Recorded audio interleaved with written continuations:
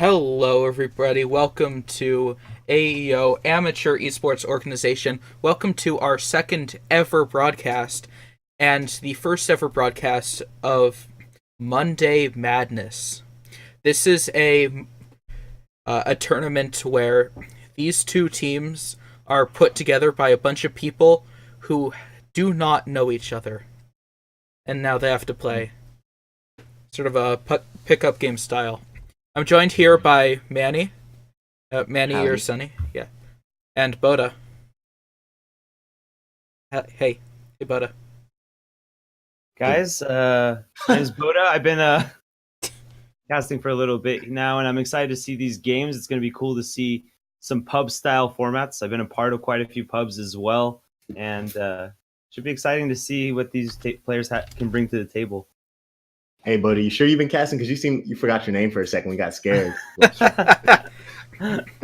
Yeah, so these two teams, we're first going to have up Arisa's Barrier versus Joe's Hobos.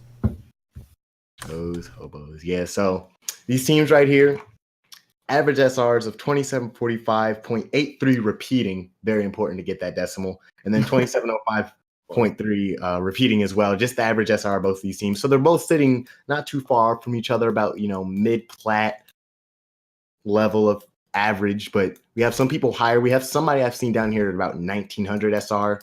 So we have to have some people up closer to about the 3K. So a decent disparity of ranks. And it's going to be interesting considering the fact that none of these players, like he said, this is all their first time together.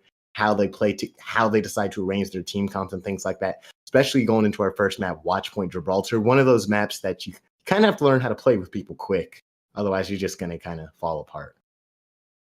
Yeah, you do need a lot of coordination on this map. There's lots of vertical mobility, and there's lots of angles for high ground. So excited to see what both teams bring to the table. Manny, I like to see the pirate ship on this map on offense. I hope we see it here. And as you know, I'm a fan of just 6 Tourbillons, but unfortunately, I feel like they didn't allow that to get picked. So we're going to see pretty standard team comps for both of these teams, cruising around the map, just getting a nice overview of everything. Overwatch flag still there. Thank goodness that hasn't fallen. And yeah, these team comps coming together. Moira coming out as the healer for the red team right here. Moira Zenyatta, kind of interesting. I feel like that's one of those more aggressive healer combinations, but I feel like the Moira Zenyatta can really be lacking in healing in time, and especially in terms of like sustain, having to heal up your tanks and things like that. People with the higher HP pools, Diva Winston, you're gonna have a hard time keeping those two topped off.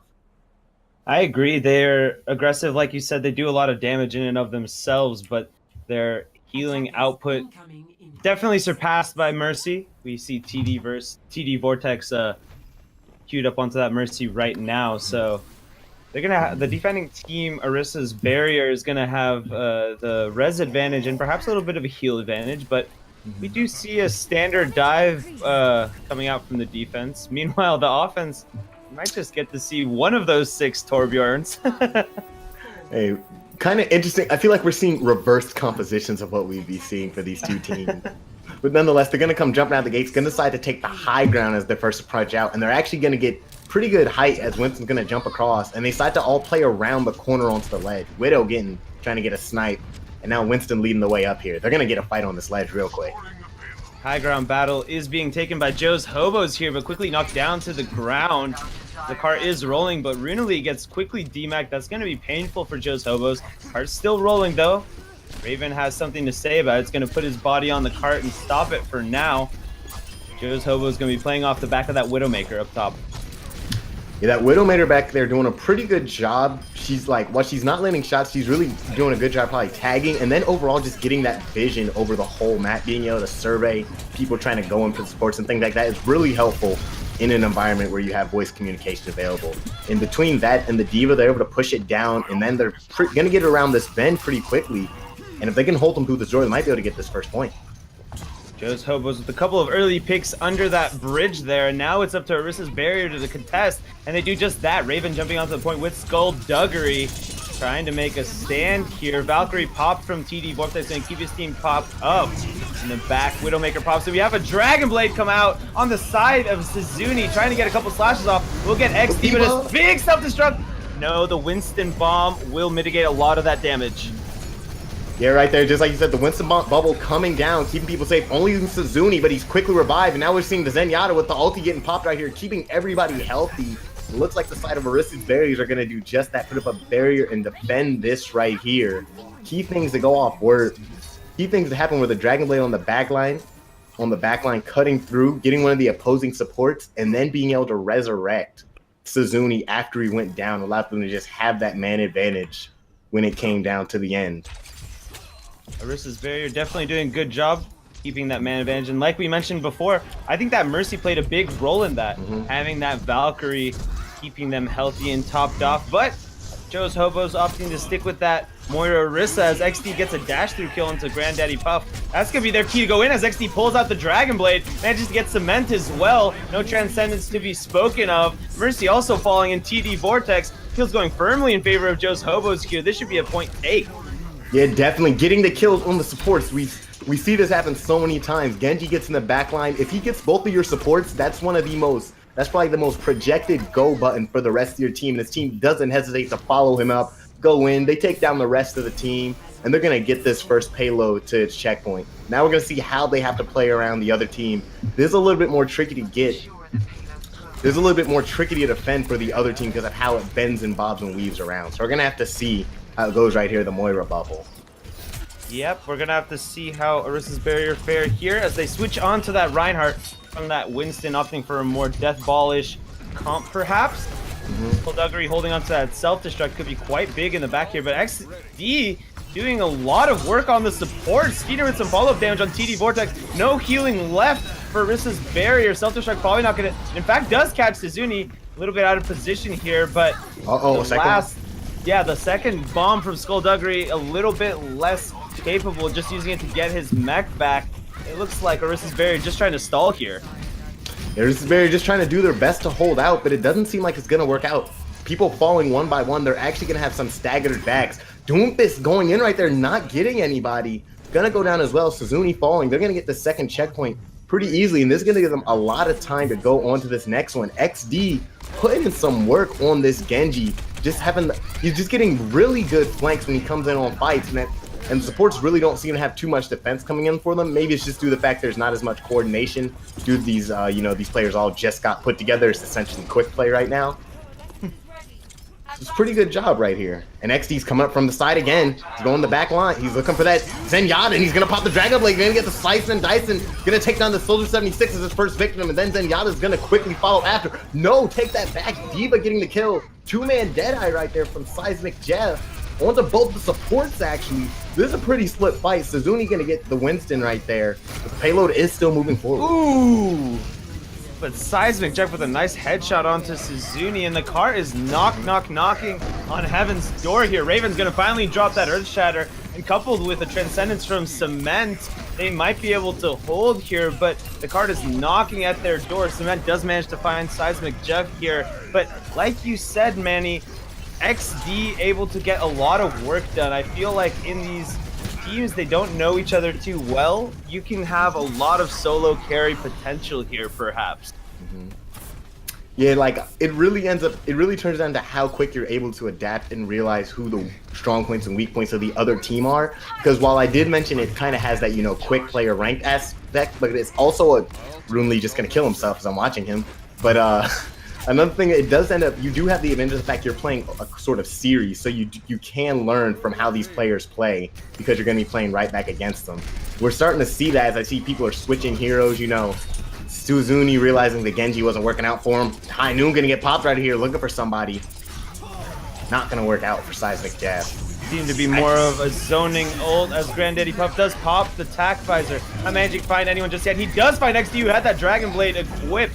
Skullduggery with the self-destruct onto Steiner, and Runely with his self-destruct of his own, managing to get the mini Diva here. Raven has another Earth Shatter, and it's a big one. He has 3 or 4 kills for his effort, and that's going to be Joe's Hobo sent back to the spawn room. Yeah, Raven, great timing on that ulti right there. He waited it out after pretty much all the AoE was gone. Both Diva ultis, the revive it came through. He knew he had his team's back, so he just slammed that hammer down to the ground.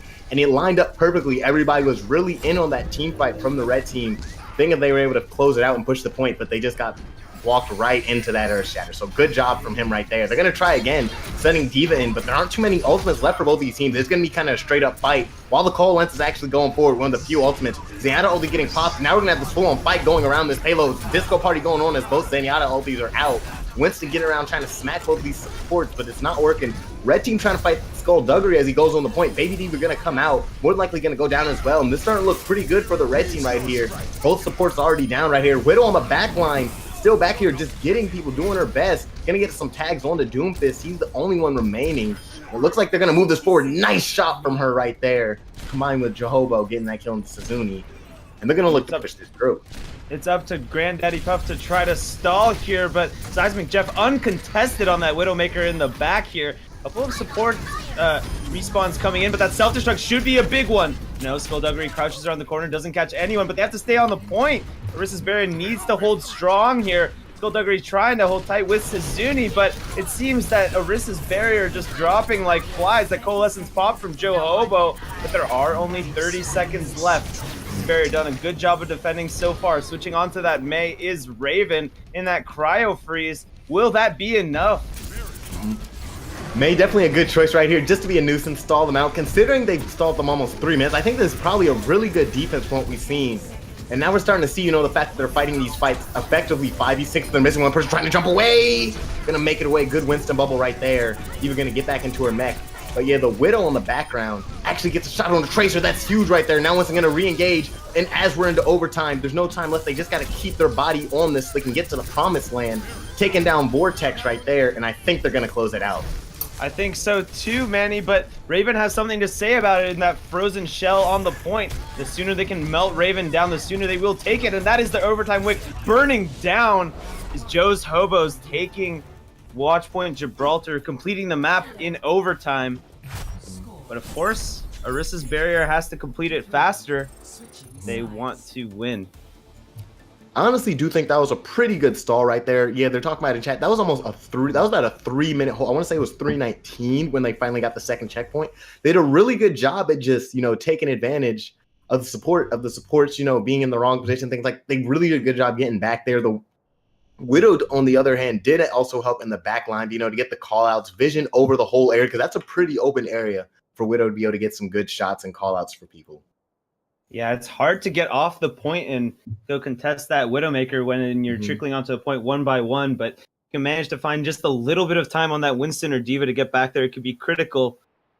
Orissa's Barrier unable to do so, but like you said, it was a very good hold. It was a very strong hold indeed. Now we're going to see if the other team can emulate the same success, maybe even hold them further back. We're going to see different styles of team conks, different heroes getting picked up right here. Why is my camera going so fast? Holy cannoli. But yeah, we're just seeing everybody in spawn. Raven with the golden Genji blades. I like that.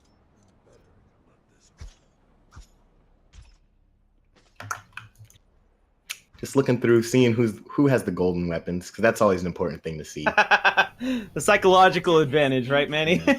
Dude, that's what I'm saying. Farrah's got the golden cannon. Winston, nope. Diva, nope. Zenyatta, I can't tell. Widow, she's zoomed in watching somebody. Actually trying to get, I guess, some early vision for her team, take advantage of people. Diva, nope. Come on, man. I want these MLG pros where we have like 6 golden guns. There we go, the golden Ana. I like that. I actually don't see a lot of golden Anas, surprisingly. Yeah, she's uncommon because she's so hard, right? But Yeah. we see Raven opting for that Genji in the end, not going for that Widowmaker. And we do see Seismic Jeff also switching off the Widowmaker onto that Soldier. But again, Joe's Hobos opting to not run that that Mercy. Going for an Ana and Moira this time. Yeah, Ana a little bit better combined with the Moira. It allows for a lot of burst healing. If everyone's clumped together, you can throw the Bionic Grenade as well as the Moira ball. And we're seeing, again, these teams holding on this little corner right here. We're actually going to get XD of the kill on the Raven right here. And this might be a pretty good trade.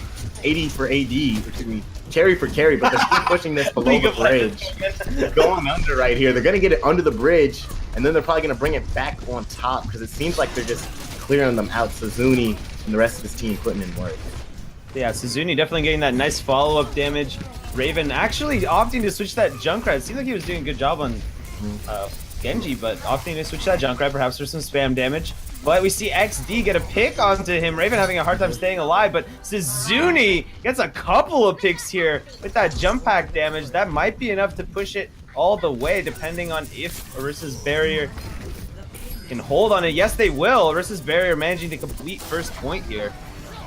Yeah, definitely. We saw right there. We had a problem where some heroes were staggering. Rune Lee trying to run it at the end right there. Ends up just going down. And now we're going to see Granddaddy actually having the ulti right here. Going to see if he wants to hold on to it. It looks like he is, because the team's going to have no problem just clearing them out right there. Going to have XD here on the back line, just kind of jumping around, doing Genji things, mainly dying in the enemy team. Sounds just like my Genjis. So we're going to see them pushing this around. They have a lot of ultimates. This is going to be really big in this fight, how they decide to use these and when to use them. The biggest thing is trying to not use them all at once. Exactly. That's kind of a risky run when you're not a experienced team together. You might blow a bunch of ults, and Cement leads the charge with his Transcendence. Meanwhile, Nano Boosted Monkey and Eudapotamus running around the backline, trying to find something, not finding much. Picks are going in favor of Orissa's barrier so far. This street trade is kind of hard, but XD, oh my god, man, are you kidding me? Getting both supports yet again, and following up with a kill onto Raven as well. XD showing that he is making the enemy team not laugh. I don't know. They're not. They don't have that face on their expression on their face right now. Yeah. XD doing a real good job, just again and again. We've seen him with these Dragon Blades, getting in on the back line, getting two people, getting the resets to slice around, and this time he even picked up a carry with him back there, and just still alive, really allows his team to reset despite what looked like a fight that wouldn't have gone their way, because there were 5 ultimates on the other side. I'm actually really surprised. The fact he got TD Vortex was so early was huge, because TD Vortex did have that Valkyrie ready. And that was so critical because Valkyrie, an all-important team fight ability. We see the coalesce pop from Joe Hobo here in an attempt to just stall a little bit more. And that gets a pick on the XD and a follow-up kill to Eudapotamus with the self-destruct from Granddaddy Puff. That's going to be go, go, go from Orissa's barriers. Move up. Brunelli just left in that mini diva trying to stay alive as long as possible. We're just going to end up staggered as it's just Seismic Jeff up on the high ground here, who will probably also get staggered. The Streets phase of Watchpoint Gibraltar going in favor of Orissa's barrier. 4.5 minutes left on the clock. 4.5 minutes, and we're starting to see some switches come out from this defense. XD, despite his success on Genji, is gonna switch over to Reaper, maybe to help deal with all these, beefy tanks that the other team seems to be running. Mainly the Diva and the Suzuni. Gonna see if he can emulate that same success, because Reaper, Reaper should have an easier time getting to the back line onto supports, but I don't know if he'll be able to get in and get out with that same success he had at Genji. I don't know. We're going to see right here as they're pushing around this corner. Skullduggery going to be looking to go from above as he has the rocket barrage ready. Actually going to get shot out the air by that tack visor. That's a huge person to get off with that ultimate up. Jumping forward, getting the kill on the Junkrat as well. It looks like they're going to get this initial hold right here. Not going to be able to just push straight through as they did before. Yeah, and if you're Joe's Hobos, you'll take that in your back pocket gladly. Using Nano Visor to secure the fight there forces Orissa's barrier to fall back and regroup and allows you to build your own ultimates. But that was a dry push from Orissa's barrier. They didn't commit a single ultimate to it. So they're holding on to both support ultimates along with the barrage and the Riptire. But you can't barrage from the grave, Skullduggery. XD getting a pick onto him, forcing the res out. That means they're either going to have to use the Valk on TD Vortex or get a pick, but the revenge kill coming out from Skullduggery puts Orissa's barrier in a good spot.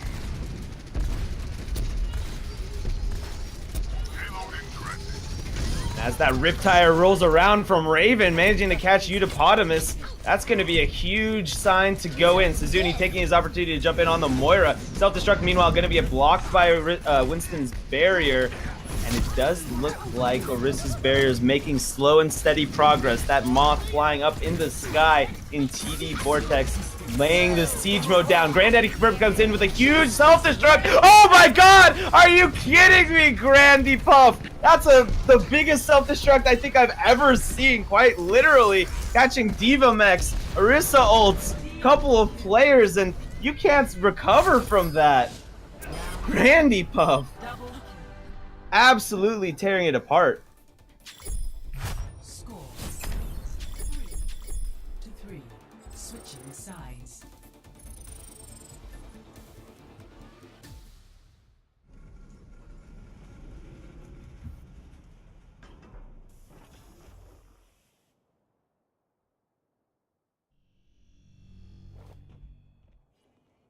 So, Arissa's barrier off the back of that massive self. I've been muted this whole time. Yeah, I was like, I'm that's so okay. dumb.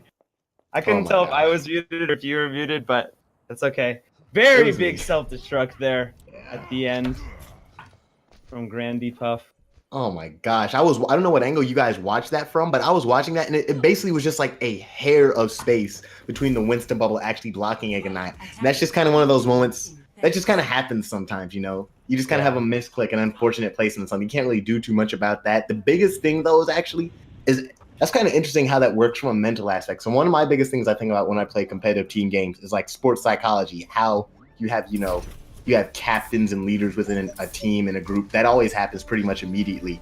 And then you have people that tilt pretty easily, mental fortitude, things like that. How losing that round in a fashion like that affects your mental stability. If you can just, you know, bounce back, shake it off, like Taylor Swift said, or if they're going to let that kind of get in their heads. Going to have to see right here is now we're into overtime, although we're having a very big time difference, 50 seconds versus 329. Gonna have to kind of push forward without letting up at all. We're gonna have to see this right there. Cement getting a kill already. Arissa has people on top of her. She's trying to get healed up in between her barrier. The Granddaddy Pup doing a lot of damage. Gonna wants to get out of here though. But they're still holding. Arissa's barrier with a strong hold, perhaps due to that psychological advantage, but Joe's Hobos answering back with a couple of kills. They opted for that Bastion strat on Seismic Jeff. I got what I wished for, Manny.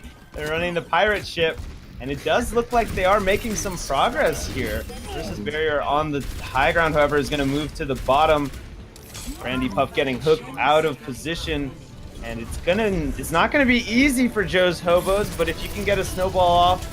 Oh, actually Seismic Jeff opting to switch to that Genji, in fact. So I saw the pirate ship for just a little bit as TD Vortex pops that Valkyrie to siege mode this fight. Yeah, TD Vortex is going to get Skullduggery right back up. And like you said, we're going to have Baby Diva coming out right here in the middle of the fight. Grandy Puff, Ultimate not going to hit anybody. Raven and team getting 2 kills. The revive coming in. This fight's pretty much an 8v4. Can't really do too much though, Soldier. That tack fight is pretty good, but it's not good enough. Overtime Wit going to run out as the team kill comes through. And that's just good attempt right there. Really good attempt, but I'm not trying to, you know, I don't want to beat a dead horse like I do a lot, but Mercy. You can't beat him, join him. Like, it's honestly, that's kind of where we're in until these Mercy nerfs come through. Like, seriously, like, you end up fighting a lot of fights. Like, it's unfortunate. Like, we saw them get the good kill on the Skullduggery, but TD Vortex able to just bring them right back, as well as Raven, and you can't really do anything about that. Like, yeah, it's like you said, it's like a 4v8, right? Mm-hmm. Especially because 2 other people got picked off really early. It allows them to nullify their picks and then just cement how hard the other team's picks went through right there. But now we're going to see them switching sides. They're going to have to put on an immaculate hold if they want to stop them from getting to that golden promised land in 329. It's definitely doable right here. Definitely doable. We're going to have to see how it goes out. They're just going to kind of try and go back to what they ran before. You know, everybody on comfort picks, familiarity, one of the biggest things you want to look for when you're in a situation like this. So definitely like seeing this. Yeah, Joe's Hobo's definitely gonna have to hit the tank, go for their comfort picks like you said, but looks like they have switched over to the dark side. Eupotamus queuing into that Mercy here, so we will see a couple of Valkyries hopefully from him. Seemed like he did it quite reluctantly right at the last second, like, fine, I'll play Mercy, but it's like your team's like, I need a healer. Yeah, exactly. We're gonna see it right here. It's Joe's Hobos who have their task cut out for them, and an early pick onto Stina, that's not gonna help, but Runely gets a pick onto Raven in the back, and there's that res coming out from Eupotamus. Very critical already. So both teams back up to a 6v6 early on. Both teams right here just kind of, you know, playing around, trying to really is honestly better for the red team a lot more since they want to play around with this team right here. They want to just kind of try and feel them out, see how this overtime goes, because every second that they waste helps them on defense. But the payload is going to get them moving down. They're going to get under this bridge. We're going to see if they want to decide to jump down or try and catch them on the other side as they're coming up. Granddaddy trying to get up in their face, but not really a necessity as the payload's right here. Team's actually going to end up losing control because of moves like that, and it's going to get this payload moving backwards up the hill.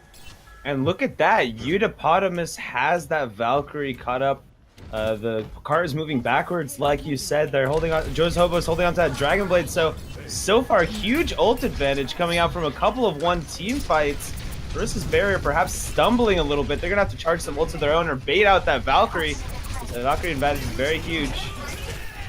Valkyrie advantage definitely is a big thing. TD Vortex is going to be the first one to take the bait. He's going to pop his, going to get Suzuni and Cement back up for his team right here. Going to have to see how this plays out. Utopotamus still holding on to this. TD Vortex actually getting the Battle Mercy kill onto XD. Still hasn't popped Utopotamus, still holding on to these ultimates pretty well from the red team. Although how long can they hold on to them, especially as this goes through?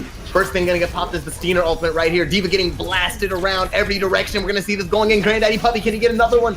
Not this time. Pushing them back. Rune Lee not able to get anybody. Pushed him off the point though. Actually pops the other D.Va ultimates. Now we go Utopotamus getting one person back up first team. Seismic Jeff right here, and it looks like they're gonna push them back, maybe. They're all just kind of pulling back. The lack of ultimates really playing a big part in this fight, especially Utopotamus flying in right there, getting XD back up into the fight. Yeah, Utopotamus holding on to that Valkyrie until the last second. Critical in that fight as TD Vortex is back up to 50% on his own, but Orisa's Barrier only has 1 minute left to push, Manny. Yeah, definitely. And this isn't really a good thing because they're about even on ultimates. They're coming up on about the same time. Zenyatta ulti gonna get pushed right here to allow the team to drop down onto the point. Raven right here is popping his tac fighter, trying to get around, gonna get the kill onto XD. Now we're gonna have Orisa dropping the boost for everybody, trying to get them healthy and help them out, but it quickly gets destroyed. High Noon on the backside, gonna get killed before he can even do anything. Great shooting from Raven with those rockets. Cement and the rest of the team, and they're pushing this. They're going to boxers right there, and it looks like they're gonna be able to get this. Yep, they finally managed to take it. Orisa's Barrier pulling out ahead at the end off the back of some very nice plays from Raven. It looked like they had quite a bit of a hold, Joe's Hobos did for a while, but in the end, Robbed. Raven company pulling it out. Robbed. Yeah. Interesting play of the game. Still a really good play right there as he gets the kill right here and then picks it up on a Raven as well. I actually do, and I do really like that play though. Getting, like we said, getting back there, slicing some people up and then taking out a damage with them and still making it out alive. That's the Genji we like to see play we see coming out right there. Surprisingly not here on the MVP votes at the end. Yeah, I think XD actually did very good job there. You know, he had a lot of really high impact frags, but as we know, Overwatch is a team game, and it seemed like the picks in not running Mercy, perhaps. Come on, we can't. You know, we have to make it seem like Blizzard has a fun and interactive game going on here with that hero. But we did also see Grandy Puff with that D.Va bomb, man. I can't believe it. You said it best that he got robbed. Yeah, but nonetheless, robbery is a crime, and let's not talk about that because we don't want to promote crime. It's just kind of like when you talk about eating Tide Pods, it makes somebody in the chat think it's okay to do. But Ekenwald gonna be our next map here in the rotation. After the side of who is that? Orisa's Barriers. I'm gonna get these teams' names mixed up a lot, but Orisa's Barriers picked up that first map right here. Joe's Hobos did. Joe's Hobos? Yes. Okay, my bad. So Joe's Hobos picked it up. Now we're gonna be rotating on to our next map. Eichenwald, one of my personal favorites. What do you think on the map situation? The team comps that we're gonna see come out, how these teams are gonna play it out. What do you think? I love Eichenwald. I think it's really fun because I'm a main tank player. I like running Reinhardt Zarya on this map. And I think you can go for something less conventional too, like Doomfist works really well on this map. You could run a Pharah even. I think it's a pretty balanced map, and even though it is favored for defense in terms of once you get to last, I think up until then, it's a pretty open map. So I'm excited to see what these teams do here. Taking a look around, real calming map, honestly. Like listening to I could see this being a wallpaper right here, just listening to one of the live wallpapers, the birds. Eichenwald's Germany or Belgium? I'm not gonna embarrass myself. I think it's Germany. Yeah. Okay. We'll listen to Ben. Ben's smarter than us. He is. Great guy right here, running the casting production. Shout out to him. Hello. Great man with that computer and all those skills running this. Gonna see the skills coming out from these teams right here as we're gonna go on to this second map. Everybody finally getting in, loading up their team comps. And yeah, your man Reinhardt Zarya, as you mentioned, the tank comp we're gonna see coming out from the attack. probably the best tank composition you can run here on offense. With this team really aggressive, really allows you to get up in the enemy team's face, show them you mean business, and really does a good job at getting the payload moving on this hybrid map. That's exactly what I was thinking too. It gives you a lot of presence on the point and in the choke. It's quite a nasty choke on Eichenwald. I think it's just as bad as look at that. Shout out to Manny in the chat. We have 6 Torvs and 5 Symmetras. You guys can't see it, but hey, that's what I like. The 6 Torv. As we are live, we're gonna see Orisa's Barrier try to clap back here, see what they can do. They're running that far on Skullduggery. Gonna get a lot of spam damage in early, as it seems that Joe's Hobos have just given up the choke quite early, and Skullduggery fires first with a pick onto Joe Hobo. Zuni with a pick onto Runely. That might be an early take for Orisa's Barrier here. Yeah, right there. They're already going to be on the point, getting it ticking to the first tick mark right here. 4 people down. They're going to do a pretty good job just cleaning this up and getting this payload moving. Doomfist going to get pinned to the wall. Raven slamming him in right there. And then laughing afterwards. I like that. And that's such a quick take. Holy cannoli. That's just...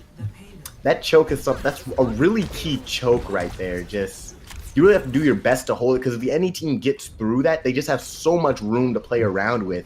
And they can come from pretty much any angle onto you, and it's really hard to defend against that. So really unfortunate that they were able to lose that so quickly, but we're going to see how well they can bounce back. And Runely getting that kill on the Skullduggery certainly helps.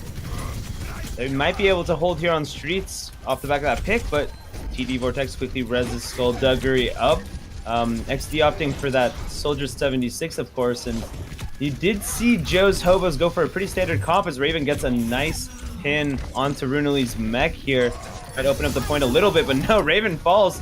That prompts a Valkyrie coming out from TD Vortex, resing him back up, but XD, meanwhile, up on the high ground here, gets a nice tactical visor, kills the Valking Mercy. Good hook coming in right here, trying to get a blast Zuni off the map, and he's going to take him down to his grave. Seismic Jeff and him working together for that. Pretty good, and that's a pretty good hold right there for them. They quickly bounce back, realize what they need to do.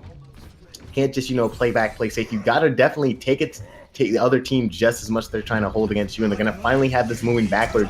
Raven team going to have a lot harder time getting back onto this payload now that they lost, because this other team, they thrive off having the height advantage of this castle right here. Yeah, Joe's Hobos definitely have a firm defensive position indeed, but Seismic Jeff on the low ground away from his team will get picked off through a dash through, and that's a 5v6 fight. Diener forced to palp that Transcendence. Funny with the Coalescence, and there's that Dragon Blade coming out from Grandy Puff. Raven follows up with the Earth Shatter, and it's a lot of ult expended for Orisa's Barrier, but it does seem they're getting the results they were looking for. Carts rolling far along. Yeah, right there. Granddaddy Puff able to get it on the back line, get the kill onto the Ana, and then the Earth Shatter. Getting the kill on the Steiner allows them to really open up that fight. Other ultimates going forward, the Coalescence to push people back and just keep people healthy and keep that line of sight damage down. They're going to look to get onto this next payload. Although we do see some people trying to go on the back line. XD and Granddaddy Puff in this little duel and end up running him down pretty easily. And that's just staggering the deaths right there for them as they're going to get this next one.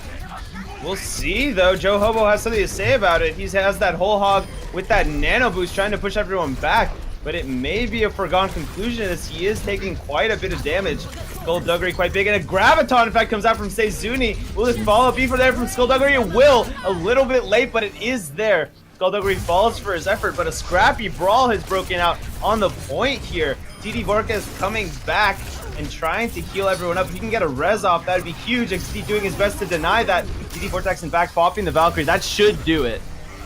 But yes. No. Our boy Suzuni right here just staying in the middle of the team. That really good Graviton surge. The follow-up was a little late, but it was in a good position. It stopped people from pushing through that door onto the payload, held them back. It really just made it so his team it made it so the one person could focus on that, and then the rest of the team could focus on the other door, and it made it really easy for them to hold them back. And now they're going to be coming into this last, into the castle, where the defense does thrive, as you mentioned, but they still have 4 minutes to play around with. And they're definitely going to try and... They're just going to go aggressive. Raven going in with that pin right there. XD and his team fighting back. Granddaddy Pup on the back line. Gonna see nothing with that Diva Bomb. Granddaddy Pup getting another person. Actually really good in this. Over here, 3 people. Skullduggery team actually looking to push forward, and they might be able to just get this one straight through as well.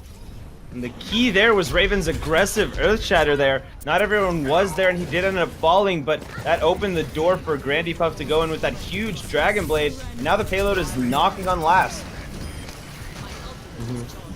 Gonna be going through right here, getting it really close. Gonna have to see what they can do. Zarya building up a lot of ult charge very quickly, staying at that high energy level that she likes to be at.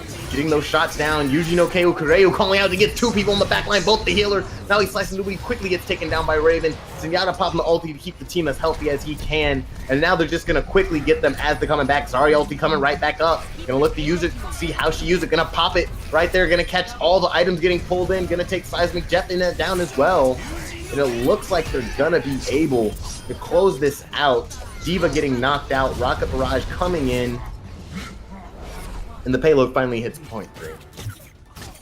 A lot of DPS ults at the end there. The Grandy Pup getting another Dragon Blade and with another Rocket Barrage from Skullduggery. Just too much damage to play around. Joe's Hobos had to switch to that Mei to defend, but when you switch off your characters, you end up losing that ult advantage, and Orissa's Barrier taking it with 2 minutes and 50 seconds on the clock. You end up giving them a lot of time to work when the time comes back down to it. Gonna see how the team comps and gonna see if they want to run the same thing as the enemy team, if they're gonna maybe switch it up. I do think we're gonna probably see the same tanks, but it's interesting to see what other 4 heroes we're gonna see locked in. Yeah, what do you want to see out of this round, Manny? I want to see for the side of the defense, I want to see something that can really hold on to that choke point. I want to see like the Orisa, I want to see the Soldier, I want to see like Junkrat, something that can really just make it a nuisance to get through. From the other side, I want to see something that can push through. I want to see the D.Va, I want to see the Reinhardt that allows them to creep themselves up. I really do like this McCree right here, being able to deal with people from a longer range and try and take down the shields a little bit better than the Soldier does. I always like the Mercy. It's just Mercy. Do you like her or do you like winning? I like seeing teams that understand that until Blizzard does something, you're not getting you can't beat them, join them. Just if the other team's running Mercy, you are running Mercy. That is usually how it goes, unless you got Ryu Jaehong on your team, perhaps playing that Ana.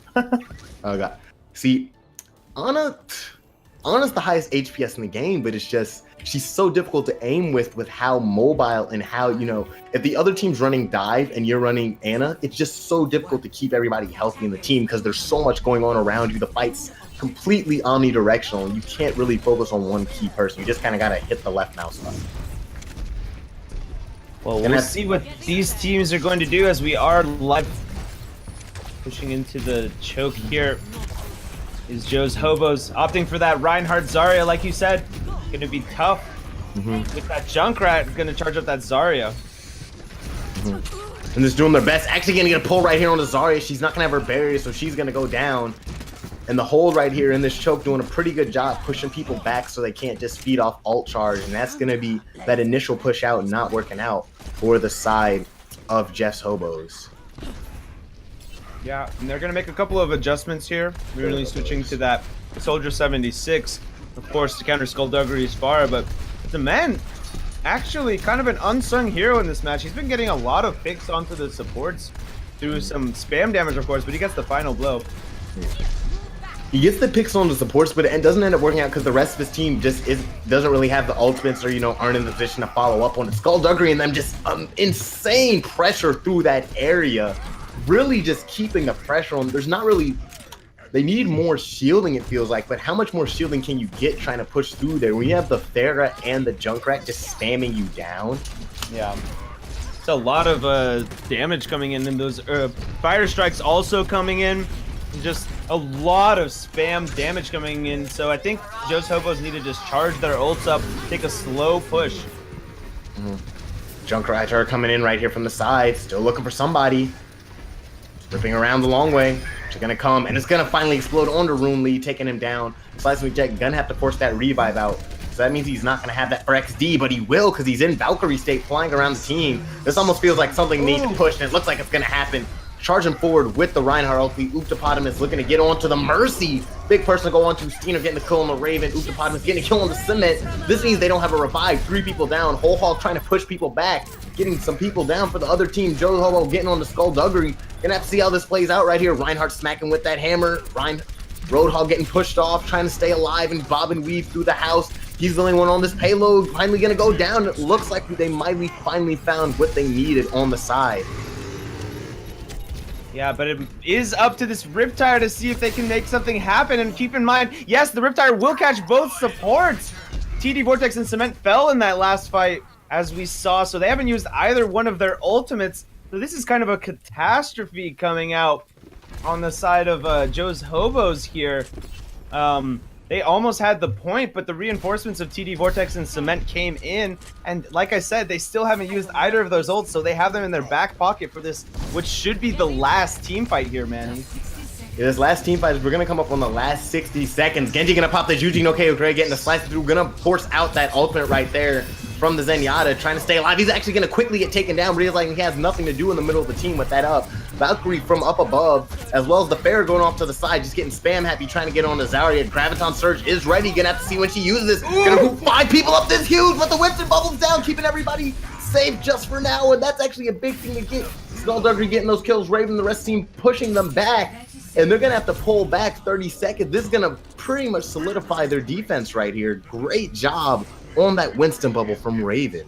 Oh, it's going to be so hard for Joe's Hobos to push back. That Joe Hobo himself must have felt so good about that 5-man grab, but getting countered by that Winston bubble and just not having the follow pressure. Eudapotamus coming in a last-ditch effort. He's going to be able to touch. No, he's not, in fact, going to be able to touch. 5 seconds left. XD might be able to get a toe onto it. He does, in fact, do that. Seismic Jeff managed to charge a Valkyrie in the meantime, and he's going to be flying up in the sky for the rest of this fight. Definitely going to be up in the air, but we're going to have to see how Pharaoh comes out with the Rocket Barrage, carrying people around, forcing them into the house. Like Seismic Jeff and the rest of the team getting 3 people already. Suzuni getting the quilt on the Rune Lee. Now we're going to see what they can do for these 2 tanks. Can they hold out for the rest of their team gets back? It's definitely going to be close. Finally going to get them. And it looks like they're going to finally get this in overtime. Wow, Joe's Hobo is making miracles happen. I hate to say it off the back of that Valkyrie, to be quite honest. I think that was the only ult they had up there, but it was a good one indeed, as they did catch it in overtime, though. And it would be quite a difficult task to win with time remaining. Yeah.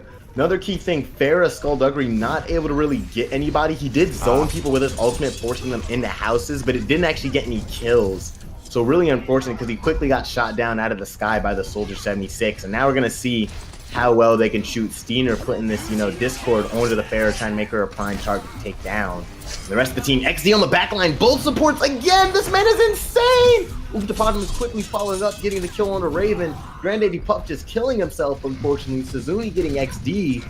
That's still a majority of his team down. They're just going to get this moving up the hill and around the corner to the castle. I think at this point, if you're Orissa's barrier, you can just assume that when XD has his Dragon Blade up, both of your supports are going to die. That man finds both healers every single time with his blades. It's so wild, as we see that Riptire rolling around from Grandy Puff. Dude, that's what I'm saying right here. Granny Pup getting a support and a carry right here quickly. Uftapadam getting a smacking people off the map and in every which direction that he can. Gonna have this Valkyrie getting popped from TD Vortex, flying up high into the sky, seeing who he can keep healthy. Certainly the right targets for him right here, as they're gonna put up a good hold, push them back, and we're gonna see the pullback from the side of Joe's Hobos with a minute left and pretty much no ultimates up. So this is gonna be a really hard push for them to come with these next 45 seconds. Let's see if they can make the magic happen one more time. Joe Hobo coming up on that Graviton is going to be huge if he can charge that up. Being close to a transcendence of his own, but 40 seconds left in the fight. They can't afford to take this slow. They need to push the gas pedal and go, go, go right now. Tracer now getting mixed in with a lot of members of this team right here. Getting to shooting and bobbing and weaving. Trying to do the thing. There's actually a late switch, but she's going to be getting this ultimate charge really quickly right here. Going to have the bomb. Going to see if she can get the stick. This is going to be huge. If she can get anybody, not going to work out. And now they have 20 seconds left. Rune Lee popping this ultimate, trying to push forward with the rest of his team. Raven getting the kill on the Steiner, and then the kill on somebody else. Put through the backline. Mercy is a huge person to get down right after the revive. Zarya also coming through right here, just grouping people up. Look at XD! XD going big right here, my boy. Trying to do the best for his team. Gonna push it forward. Gonna get caught and sliced back. Oh, Seismic Jeff gets caught by that Riptire in the middle of the Valkyrie, and XD does what he can to try to get the back cap, but no, unable to hold. Orissa's barrier takes it this time. That Riptire was so huge! Canceling the Valkyrie. Oh my goodness, man. We almost saw that C9 come through. I was ready, man. And to see him just kind of what just kind of I feel like he just kind of waved his. That was interesting play of the game right there. But nonetheless, just we see it again. These Genjis, man, really, it's really showing these Genjis their ability to get back onto the back line and cause mischief and miscommunication amongst the teams as they able to get these supports consistently. And it really makes me kind of curious, how these Zenyatta ultis, because generally we see the Zenyatta ulti as just kind of the quick counter to the Dragon Blade, keeping everybody healthy. If, maybe these teams want to start, instead of running the Ana or the Moira, run Mercy Zenyatta so they can keep the two supports alive on the back line.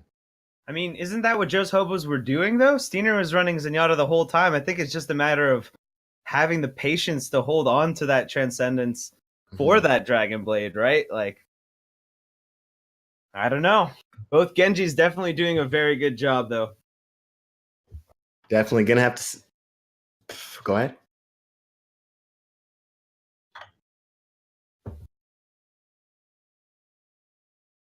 Mm-hmm.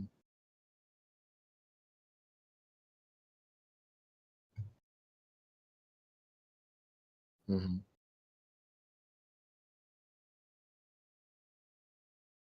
Mm-hmm. Mm-hmm. Aha, I've been muted. Yeah, but I noticed that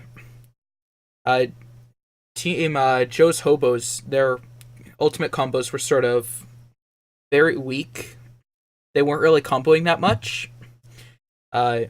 Definitely the ult economy of Ursa's barrier much stronger. Also, that not having that Mercy on their defense was just really didn't help them. There were a lot of times where they could have used Valk and gotten a lot out of it, and they didn't. But we are going to be heading into Oasis here. Yeah, you're right, Ben. They got really rolled on the first point there, mostly because of the heals not being as consistent as they could have been, perhaps. But we are rolling into Oasis here. Series tied up at 1-1 so far. Oasis is a control point, of course, so I expect to see individual skill come into play here. They battle it out.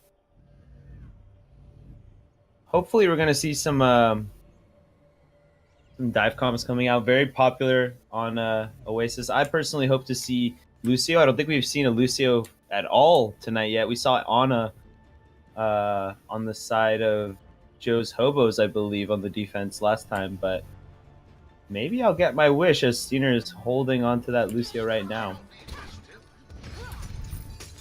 But both teams so far opting for that Winston D.Va. Question of what your DPS are going to be. Of course, at this point, very good high ground available, so hit scan, if you can manage to get up onto that jump pad and win that high ground for your DPS, it's going to be huge for them. We'll see if both teams opt to do just that. Gonna be coming out right quick here on to Center City as our first point. Both teams running as quick as they can. Actually, Winston gonna be the pick for XD right here. Interesting to see how he's gonna play on a tank compared to the Genji we've been seeing him run this whole time. His choice of hero for this map. And here we go. Cement gonna get the first kill on the Seismic Jeff. Gonna see those DPSs, like you mentioned, those high grounds. Can't get it when the DPS is down. Skullduggery getting Jobo, so that's both of them down already. Suzuni finally going down. Skullduggery some more. Payload's gonna open up, but both of these teams are more concerned about the fight, honestly. And it looks like it's gonna happen over here on the right side, and Doris's Bears are gonna end up winning it and getting this first payload. I think the key to that fight was the spam damage once again from Skullduggery, providing that siege damage onto the fight there. Both teams opting for the jump pad control, but Doris's Barrier is taking first holds here, and that gives them a slight ult advantage. I mean, Gonna fly up to Skullduggery. Actually, just as he's trying to give him that healing that he needs, gonna get shot out the air by Seismic Jeff. Now gonna have to use the revive on the ground. Diva gonna get knocked out of her bubble. And here we go, the quick pushback from the side of Joe's Hobos. Gonna have our boy XD in the mix of the fray. Gonna get real close to that ultimate. Gonna have this coming up in time. Gonna now see how he plays it out. Suzuni popping his. Gonna get the yelling and yelling. Smacking around. Cement popping his ulti, trying to keep his team healthy on to this point. Double kill for Suzuni right there. That's pretty big. The rest of the team getting some kills too, doing great, jumping away. XD is gonna have to do it because he doesn't have any support from everybody else. Getting chased down, Granddaddy Puff not letting him get off of this point alive, and that's gonna be a good job right there. 50% now we're coming up on, and they still have insane ultimate economy. Yeah, Arissa's barrier hold on to 4 ults there. What do you think was the key to that fight?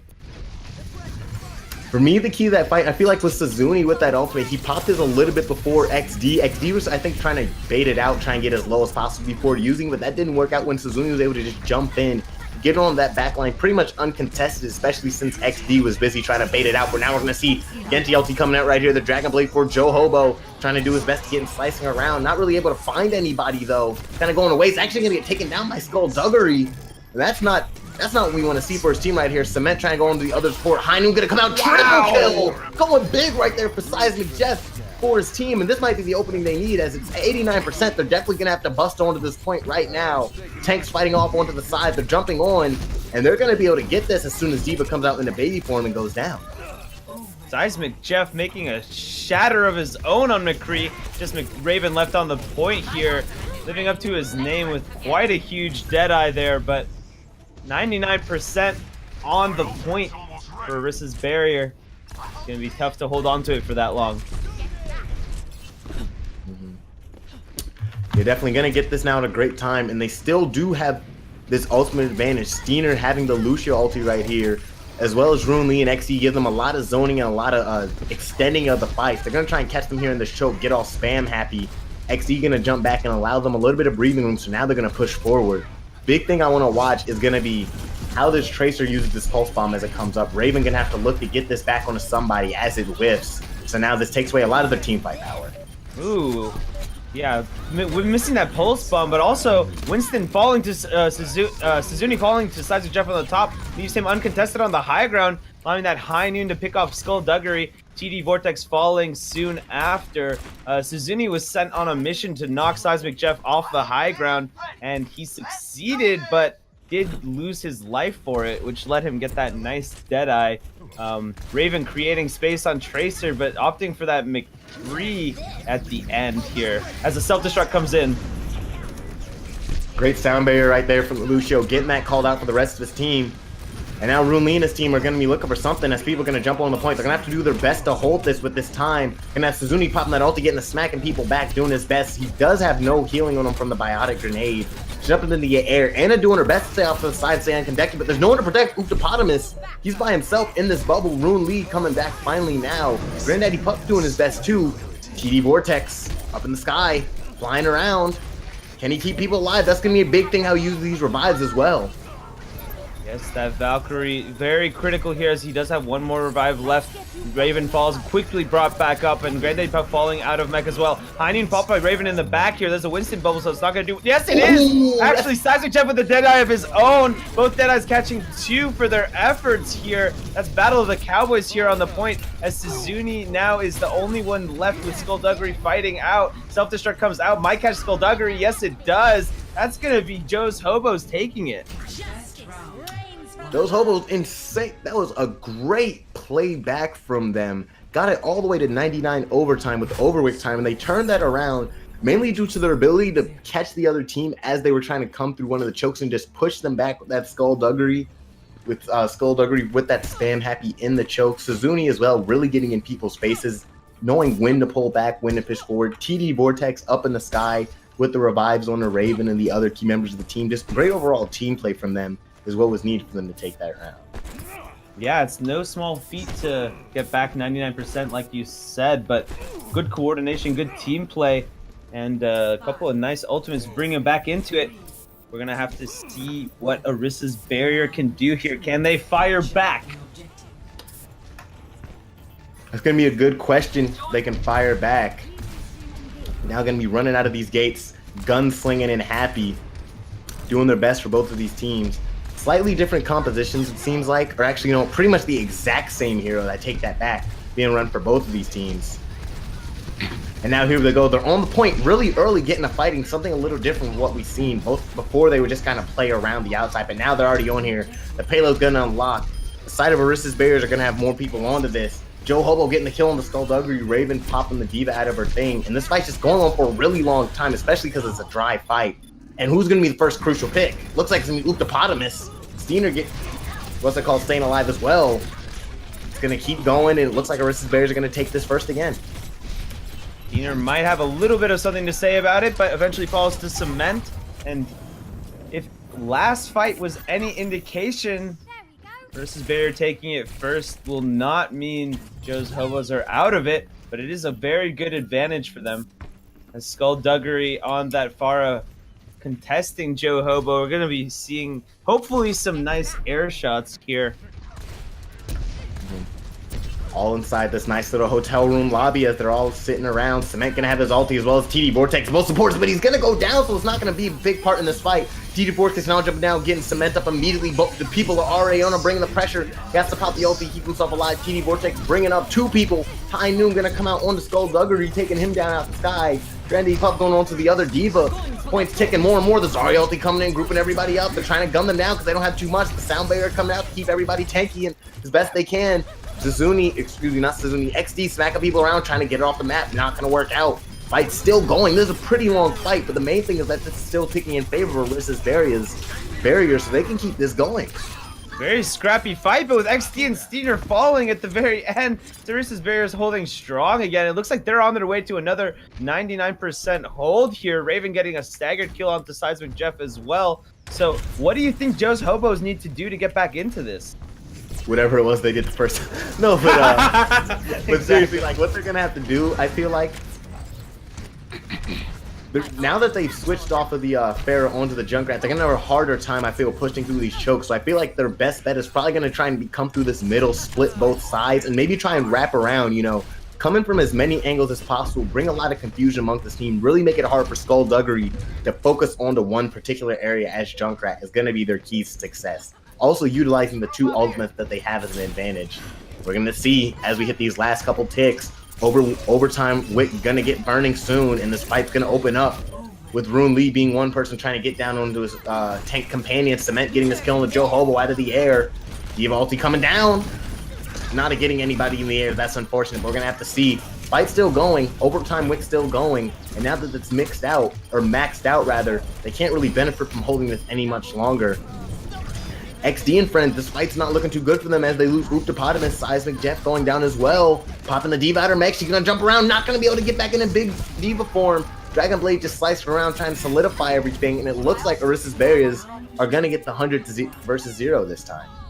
Yeah, very good play from Arissa's barriers. They're holding tight on the point. It seems like Joe's Hobos are just so staggered the whole game that a couple of self-destructs and other key ultimates kind of getting them so that it didn't seem like they ever had a 6v6 battle after the first one.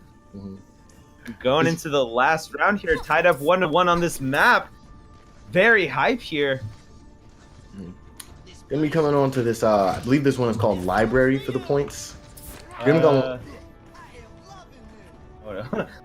University, thank you. They're gonna be coming out here on the University, picking up the same team comps. Actually gonna see Skullduggery switching over to Arissa.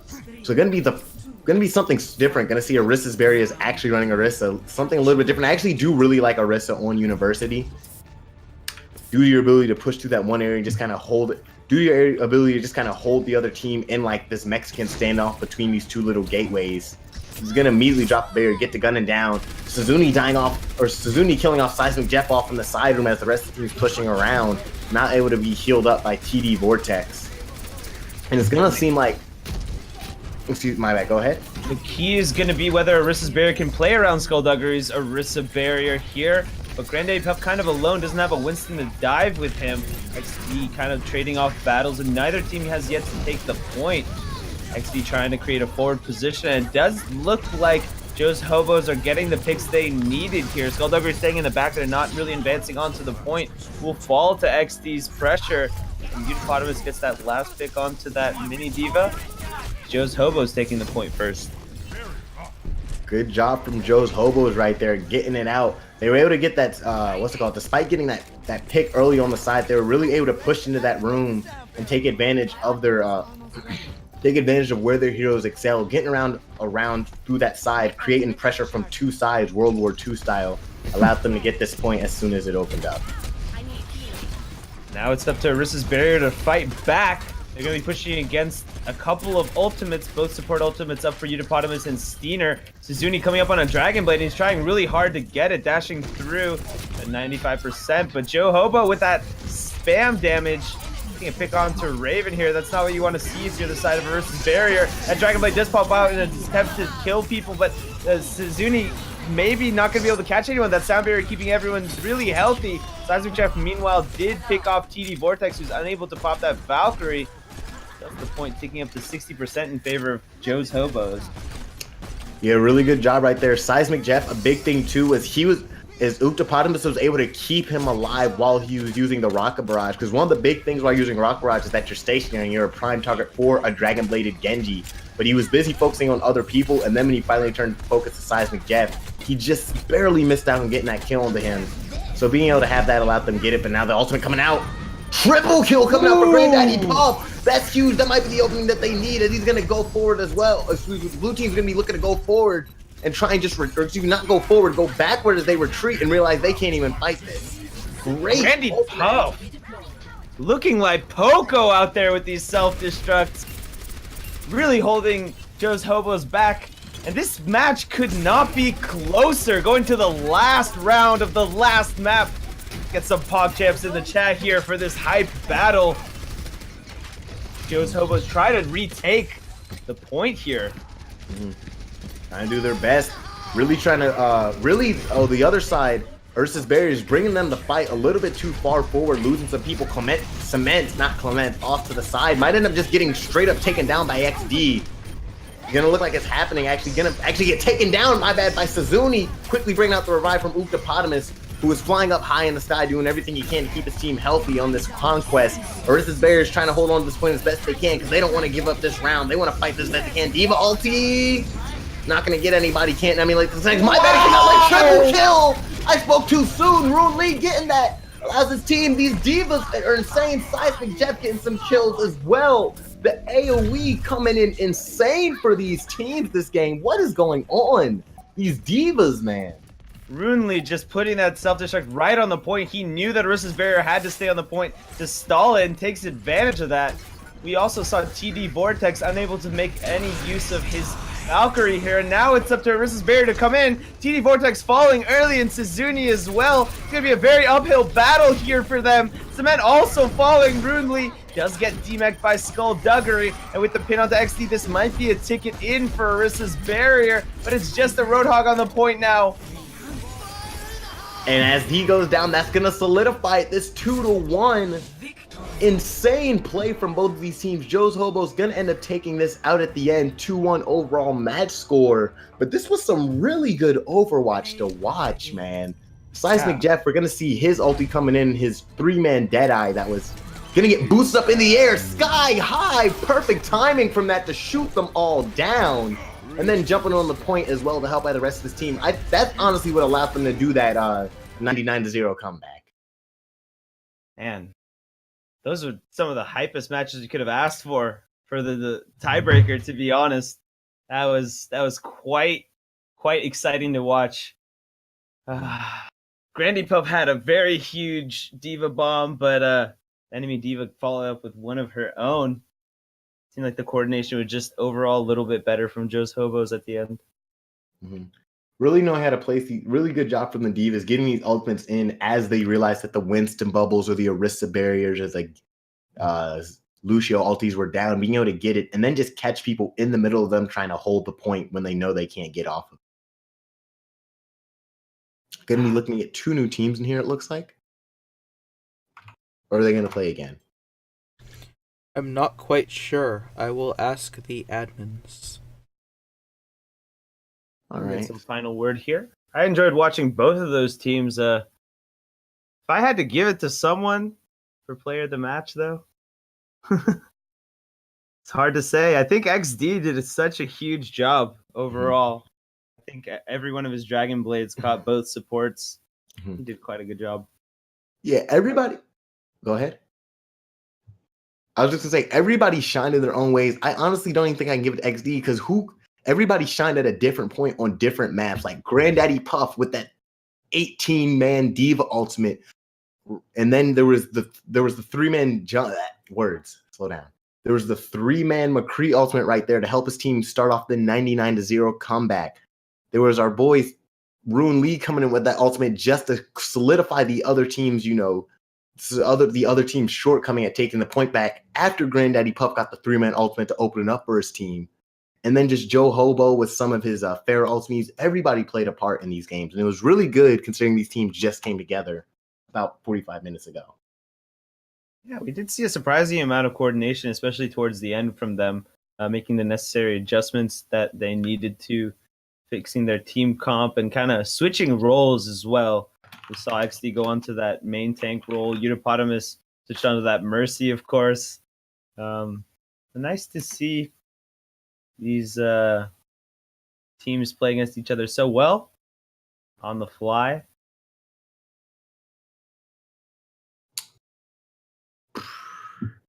Looking at the stream, seeing the chat. We have 41 people viewing us right now. Shout out to all 41 of you guys. Hey, what's up? Hey.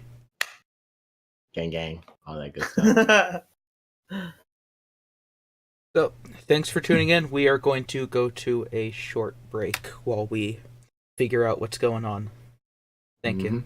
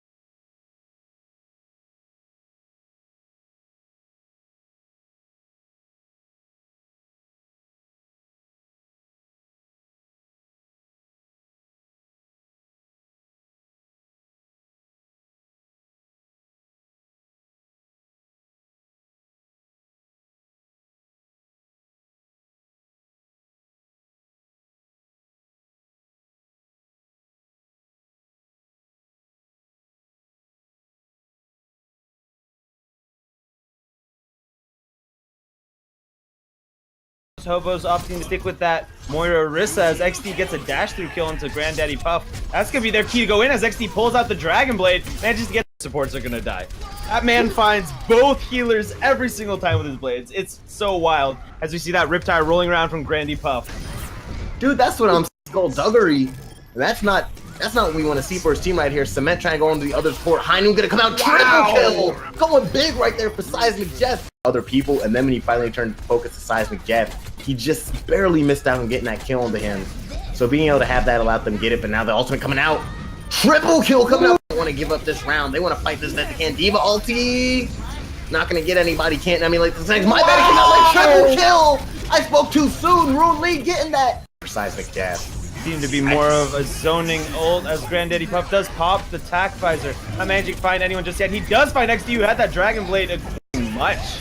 These picks are going in favor of Arissa's barrier so far. This street fight is kind of hard, but XD! Oh my god, man, are you kidding me? Getting both supports yet again. Flying up in the sky in TD Vortex, laying the siege mode down. Granddaddy Confirm comes in with a huge self-destruct. Oh my god! Are you kidding me? Not what I wished for, Manny. They're running the pirate ship, and it does look like they are making some progress here. Versus barrier on the high ground, however. To get them healthy and help them out, but it quickly gets destroyed. High Noon on the backside. Gonna get killed before he can even do anything. Great shooting from Raven with those rockets. Cement and the rest of the gonna go aggressive. Raven going in with that pin right there. XD and his team fighting back. Granddaddy Pup on the back line. Gonna see nothing with that Diva Bomb. Granddaddy Pup getting another person. Actually really found what they needed on the side. Yeah, but it is up to this Riptire to see if they can make something happen. And keep in mind, Discord onto the fair, trying to make her a prime target to take down. The rest of the team, XD on the back line, both supports again. This man is insane. Hobo's opting to stick with that Moira Orisa as XD gets a dash through kill into Granddaddy Puff. That's gonna be their key to go in as XD pulls out the Dragon Blade. Manages to get supports are gonna die. That man finds both healers every single time with his blades. It's so wild as we see that Riptire rolling around from Grandy Puff. Dude, that's what I'm skullduggery. That's not what we want to see for his team right here. Cement trying to go into the other support. High Noon gonna come out, triple kill! Going big right there for Seismic Jeff. Other people, and then when he finally turned to focus to Seismic Jeff, he just barely missed out on getting that kill into him. So being able to have that allowed them to get it, but now the ultimate coming out. Triple kill coming out. They don't want to give up this round. They want to fight this best they can. Diva ulti. Not gonna get anybody, can't emulate the things. My bad, he came out like triple kill! I spoke too soon. Rune Lee getting that. Seismic Jeff. Seem to be more of a zoning ult as Granddaddy Puff does pop the tack visor. Not managing to find anyone just yet. He does find XD, who had that Dragon Blade much. These picks are going in favor of Arissa's barrier so far. This street fight is kind of hard, but XD! Oh my god, man, are you kidding me? Getting both supports yet again. Flying up in the sky in TD Vortex, laying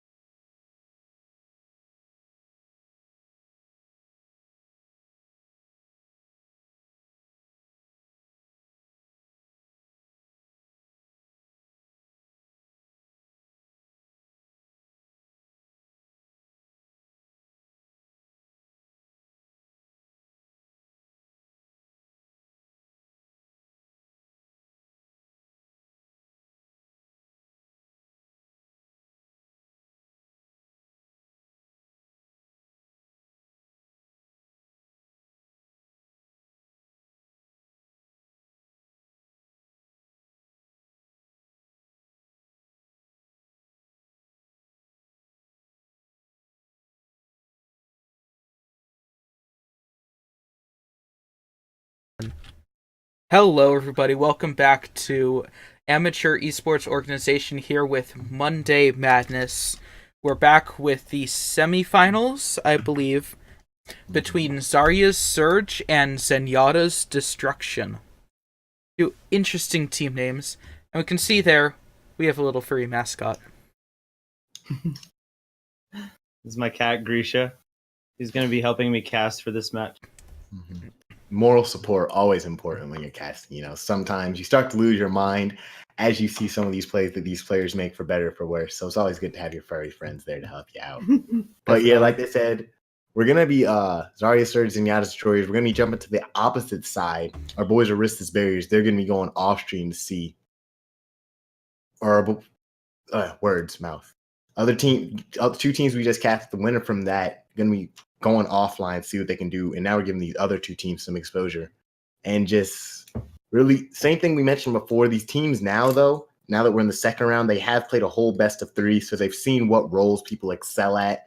They've seen how certain members of their team play out. They know what they want to focus on and what their faults are playing together, because they still only, have tonight, most of them, as coming together. So they're doing their best. Icon synergy coming out in the lobby. I like this. I mean, definitely, you need to have those icons coordinated, or else, who knows what could happen. You could be not as coordinated in the game. Dude, that's what I'm saying. And the peanut butter icon is probably my favorite after the fusion. I honestly, I've had peanut butter probably since I started playing until the fusion icon came out, and then I switched to that. But still, pretty good one. I like the Shanghai Dragons. Their icon's probably really cool looking. The team, not that cool looking, especially their win-loss record. I like the worm fish, the fish that has the lines coming off of it. Oh, yeah, that one's nice. Favorite one. All right, it looks like both our teams are ready. We are going to be going to Ilios first. It's nice. Control. I forgot I was on camera, and everybody probably just watched me play with nail clippers and put them in my mouth. That's really... I'm not nasty, guys, I swear. You're not fooling anyone, Manny. Yeah. Koth. Again, we're going to see the control, or the Koth, as people like to call it, coming out. Windmill, going to be our first map we're going to get into right here. Personally, one of my least favorites to play on in the game. Mainly just due to the fact I just hate playing. I hate the well. I feel like it's not a fun mechanic to have to play around. I get why it's there to make it different from other points, but it's just not fun. It just feels so gimmicky, and I don't know. I see what you mean. This point is definitely very reliant on boops and environmental kills in general. Mm-hmm. So we are going to see both teams opt to incorporate that into their strategies, with Lucio, Roadhog, Orisa so far selected. D.Va going to be a pick here from Samurai Jack, another champion that can, knock people in, or hero that can knock people here into the center area. Team's going to start preparing to attack. Hello? Yeah. Okay, yeah, team's going to start preparing to attack right here. My bad. Show must go on. Everyone just going up. We're going to have Pharmacy coming out for the side of Zarya Surge. One of the better comps to run here on the Lighthouse, because it's so hard to deal with people up in the air, because you have to constantly be paying attention to what's going on the ground around you, due to the fact there's that humongous well in the middle. So they can really they can really strive off the fact that people aren't paying attention to them. So we see Zenyatta's Destruction opting for that Winston D.Va, and we see Zarya Surge going for that Orisa Hog. Both strong tank cops in their own right, as both teams get set up on the point. Zenyatta's Destruction going for a long flank around, led by Krames, who's going to lead the charge in. Winston diving in, but a nice hook from the Gaming Kid onto Samurai Jack. That's the mech and the driver gone deep into the abyss. Gorlog gonna have to space himself back, as he's just trying to do his best to spam damage. Not really able to find anybody right here so far. Thick and the rest of the team doing good jobs though, holding it out. They're really looking to get this point as soon as they can push the rest of the members off. Steve gonna get the kill on the Pinguino, and it looks like they're gonna be able to finally push the screw, booping some people around. Stick not able to find anybody. Orisa able to fortify and reduce that damage. She takes really good reaction time from her right there, but this is still being contested right here. And now we're seeing the side of Zenyatta start to make it back after their deaths. They might end up actually having to pull back if they can't find any kills right here with this Pharah. Definitely a back and forth battle as Zenyatta's Destruction vies for the point. Ella and Aura Phoenix both resing a couple players back up. The 6v6 battle once again. Samurai Jack not falling to the hook that time. Gaming Kit not connecting, but Gorlak has that barrage. Might be able to get something done with it. He does take out the Diva in Samurai Jack. It does seem like Zarya Surge with the upper hand in this fight. See getting picked onto the Crames. No tanks left on the side of Zenyatta's Destruction. There's just going to be Kabashi and Germ, but Germ manages to find a boop into the pit. Squire Nick also getting a boop onto Aura. It's boop city for Lucio here. Pulse Bomb not connecting with anyone, but this should be Zarya Surge catching this, unless Cranes has something to say about it. The tanks have come back, and neither team yet to capture the point yet. Gorlog has been alive this whole time, just putting the damage down from above. This man is on fire. Mercy's still on top of him. Now we're gonna have Aura Phoenix having the Valkyrie get popped. People finally trying to deal with him in the air, but he's still alive. He's about to get his second ultimate of this point. Quickly knocked himself back as he gets booped away. Gonna have the sound barrier getting dropped from both teams right here. It's a party going on for both of them. Reaper on top of the lighthouse gonna look to jump down. The damage who's coming in is gonna come back up again. Gonna see how Gorlog decides to use this. Careful, don't get blasted by that. Nobody going down for that. Death Blossom dies. He shouts around, blasting the back as they try to run away. Not able to get anybody until the very end. Double kill. But there's still people alive, and this is still going. Gorlog still, I believe, has yet to fall, due in no small part to the no-hit scan on Zenyatta's Destruction here. Penguin Neo last fight was able to count the Mercy, but not able to get it with his Death Blossom. And he has a nice double pick! Kabashi gets a pick off after falling onto Gorlog and Ella. That's not something you see very often, and the point has yet to be captured, Manny. Oh my, that is... So we're going to see some slowing down going on. Tracer getting some spray on, but that is insane. That double stick so big right there.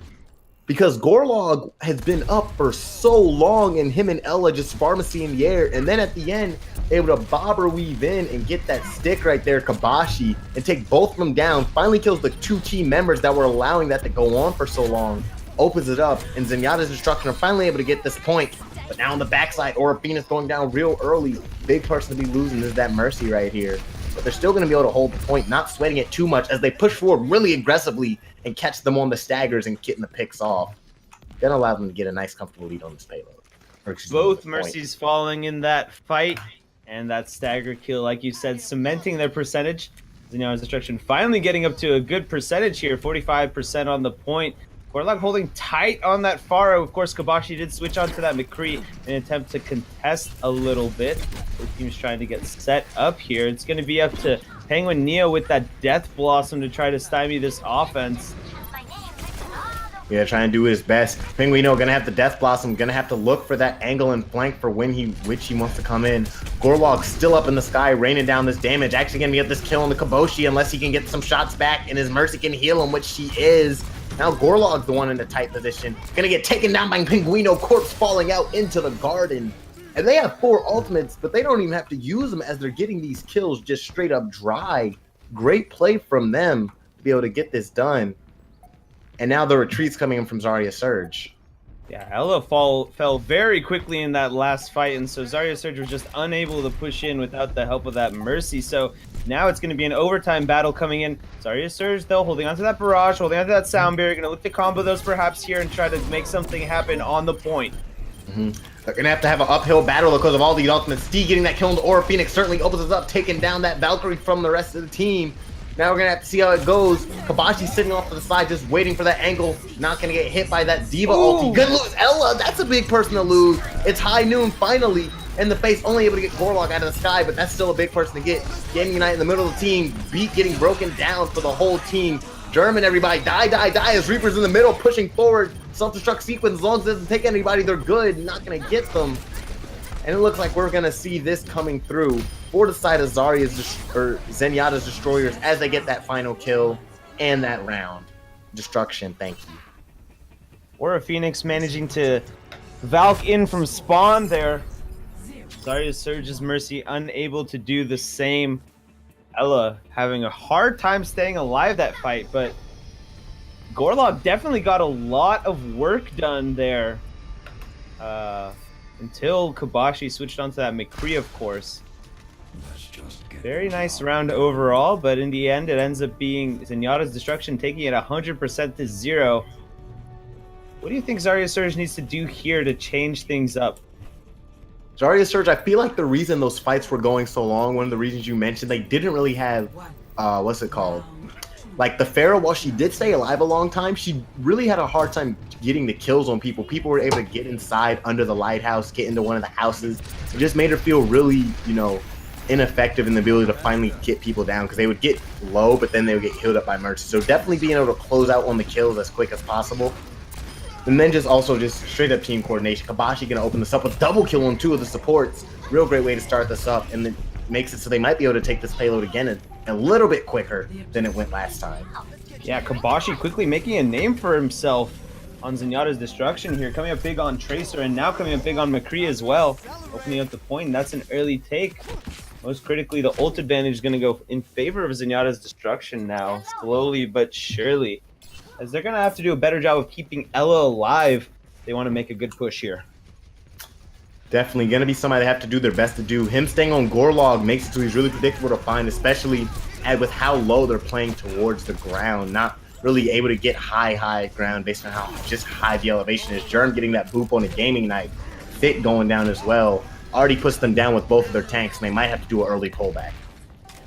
Yeah, this is not what you want to see if you're Zarya Surge. This is just going to push the ult advantage even further in Zenyatta's Destruction's favor. It's going to be a tough point to push against.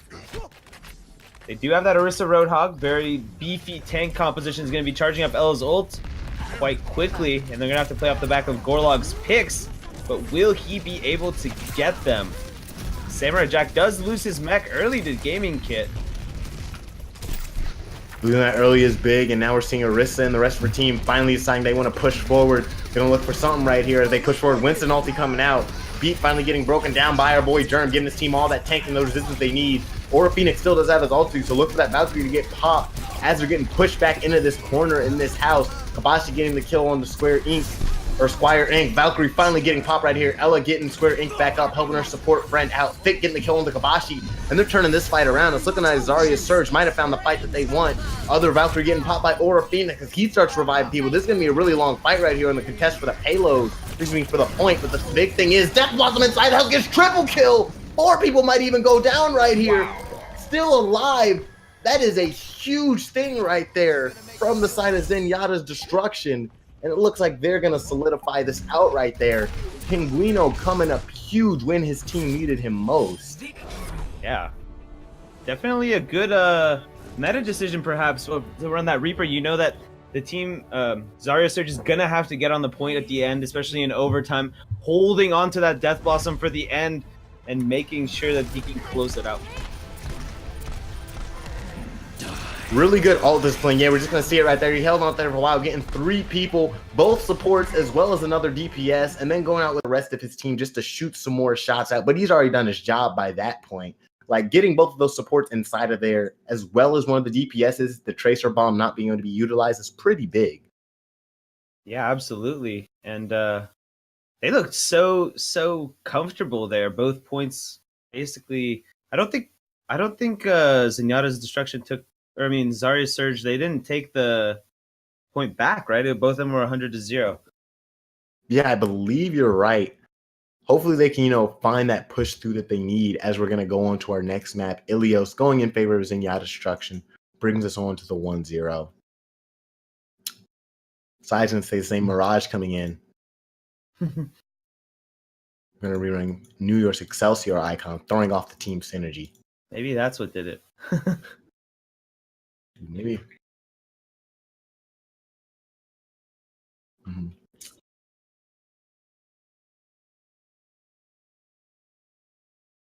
Hey. Yes. Mute buttons exist.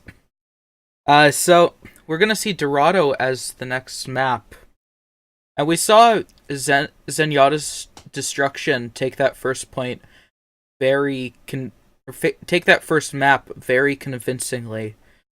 Do we think that'll keep up? It's really interesting to see because as we saw in this first point, both of these teams on the first point fought for so long trying to get that trying to get that first point as it opened up. And when you're playing on an escort map, you don't have as much time to play around with. You really need to do a job of clearing the other team off the point so you can get it moving and keep the payload in motion.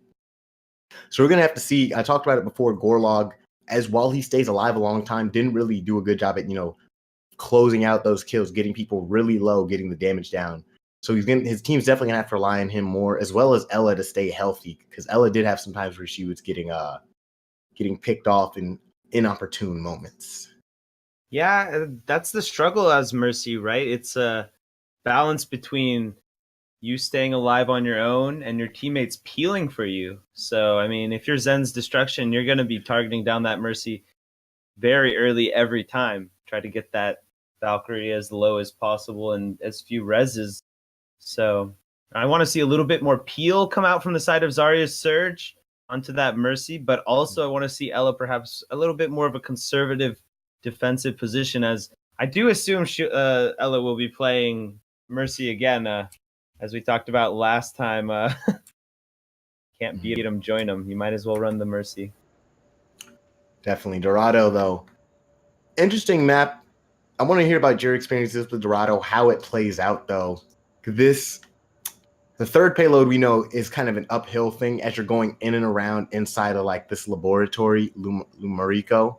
Compared to the second one, honestly, the second point feels so long on this map. And with how these teams play these long drawn out fights, how is that going to work for them in such an elongated point to get to the third point mark?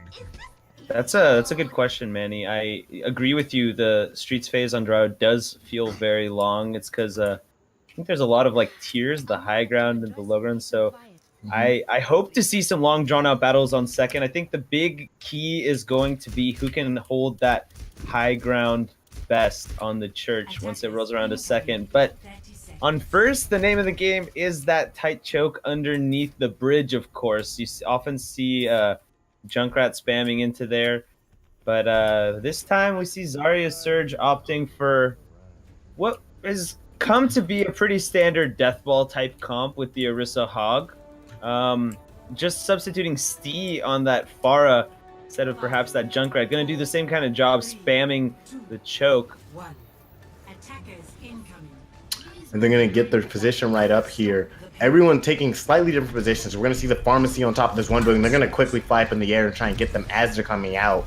Trying to jump up to them, but he can't really get up there, although they are going to take control of that building that got left behind. So now we're going to have a fight for the skies as both these teams are fighting from various buildings.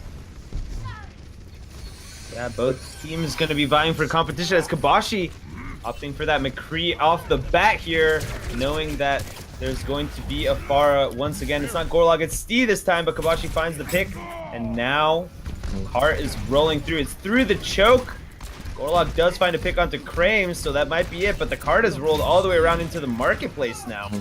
Yeah, the cart gets all the way under here. Really curious. Then Zarya's barriers right there, just kind of really playing passive for that first point. Now we're seeing a lot more aggression, getting these kills for them, so it looks like they're going to get this moving backwards, but they really didn't do anything from up there on that church. They just kind of let them waltz it down, waltz it around. They're like, you guys good? Yeah, we're good. And then they're like, oh, okay, wait a minute, we're supposed to be fighting. And then they finally did something like that's like you're laughing. That's actually what happened. They just it is exactly what's happened. That's why I'm laughing. And they're finally gonna get them now when they realize what they got to do. So hopefully they can get this.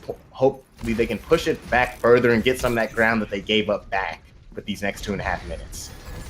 Yeah, they're gonna have to work cut out for them as the cart did almost roll back to choke. Kabashi leading the charge with that Deadeye and with a couple of picks. Penguin Neo gets Ella as she was trying to res Gorlog. Wow, that's the fight Zenyatta's Destruction was really looking for. They took a breather there. They're like, what are we doing? And it came out big for them. Samurai Jack picking off Stee as well.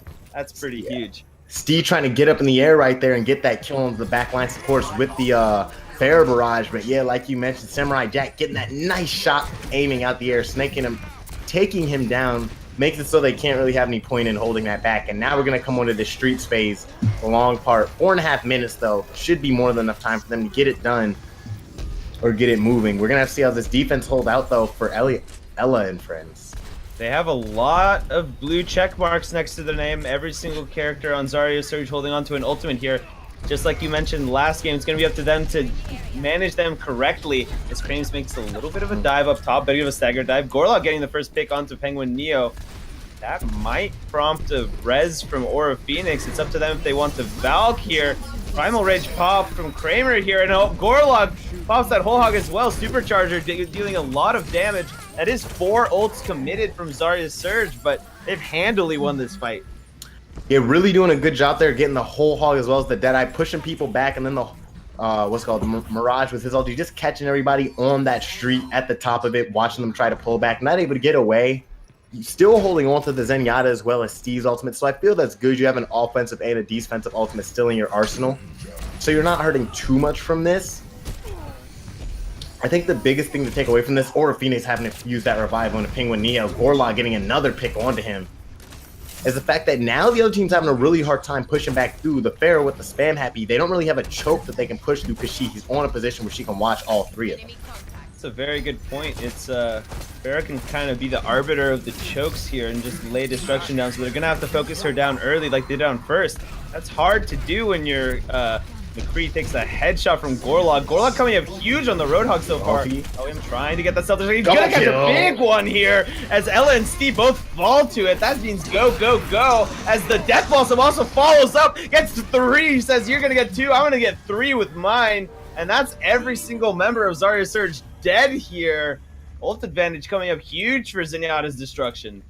Yeah, Zenyatta's destruction right there. Really, the fact that there were 4 ultimates used and their ultimates were right around the corner meant when the next fight came, they were finally able to push through those arcs, push the Pharah back. They were really able to just let loose. The staggering of using the stagger of using the Diva ulti first to push people back, and then once they thought it was safe to come back in and fight, Penguin Neo with that ultimate really just getting the triple kill, solidified that they were going to get this, and it resulted in the staggered team kill. And now they're going to push this forward, and they're still going to have ultimate advantage. Exciting. Ooh, Kabashi tries to go over that Deadeye, gets kicked off by Steve. So there's one of their ults down. Steve's going to be a little bit uncontested now as he does get Gorlock gets another pick onto Germ's mech here.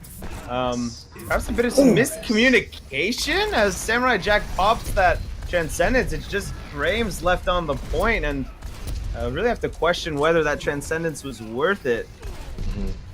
Yeah, not something you want to be able to use so willingly, especially just for one person. Really want to hold on to that for when your team wants to make, force a push around a corner in like the waning minutes of the point. But nonetheless, Steve getting that kill onto Aura Phoenix solo by himself really made it so that fight wasn't going to end up working out anyway. Samurai Jack just using ultimate really made it even more of a bad fight for them. So now they're going to be trying to come into this down. Aura Phoenix popping his ultimate? They're just trying to use it as a sieging ultimate, trying to get what they can off of it. Squire Inc. responding with that supercharger. Mirage has that Deadeye, and bye-bye, Aura Phoenix. No reses for you. Go home with your ball, and that should be the push taken out. Germ does get a kill onto Ella, but it's a bit of a constellation prize at this point. Zarya Surge looking quite good on this last point, or should I say Zenyatta's destruction making some mistakes on last.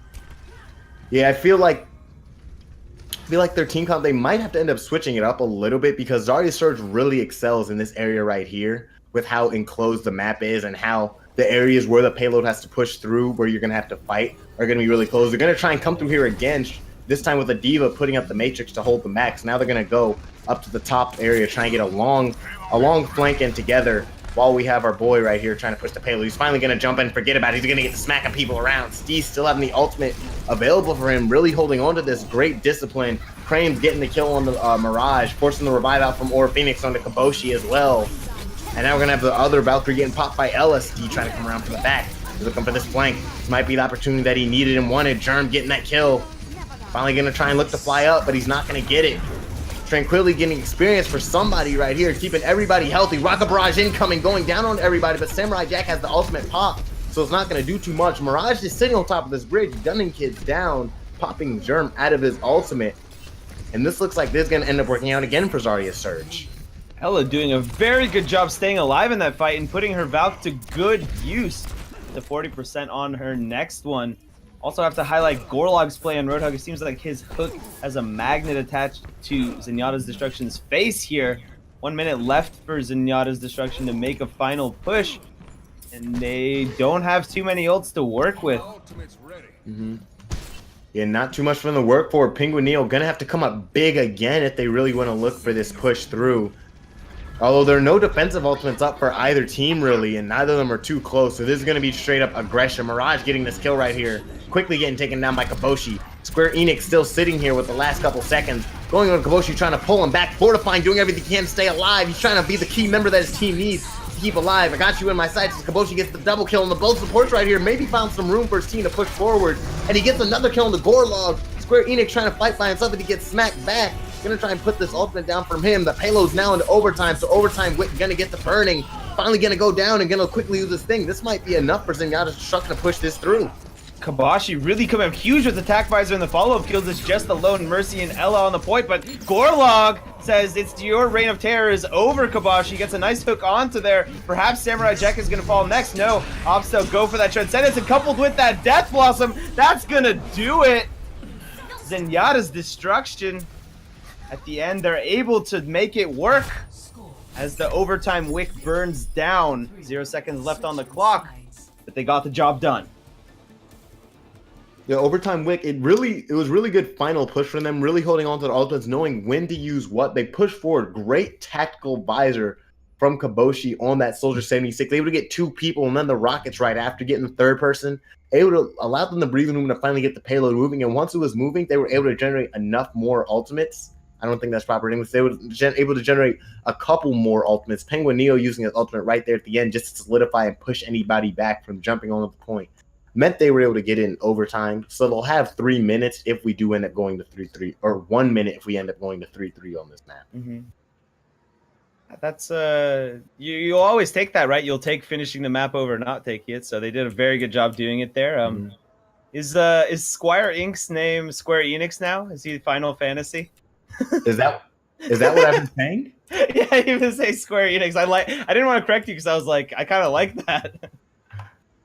Oh my god, I feel bad I messed up this guy's name. I think I just saw holy cannoli, I might be dyslexic. Like, I'm looking at this now and it's very clear Square Inc., but Square Enix just in the moment made sense. But yeah, Ethan's gonna set up right here for Zenyatta's Destruction on top of this same house that they were able to just cruise on by. Hopefully the same thing doesn't happen right here, and they have to end up fighting it back.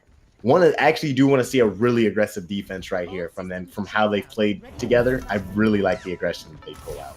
Oh yeah, this is going to be super exciting to see. Kaboshi's shown that he's very good at those hit scan DPS, so I really trust him on this Widowmaker. I look forward to seeing some big picks from him. Steve is going to have his work cut out for him as Zarya Surge take their turn to attack on Dorado.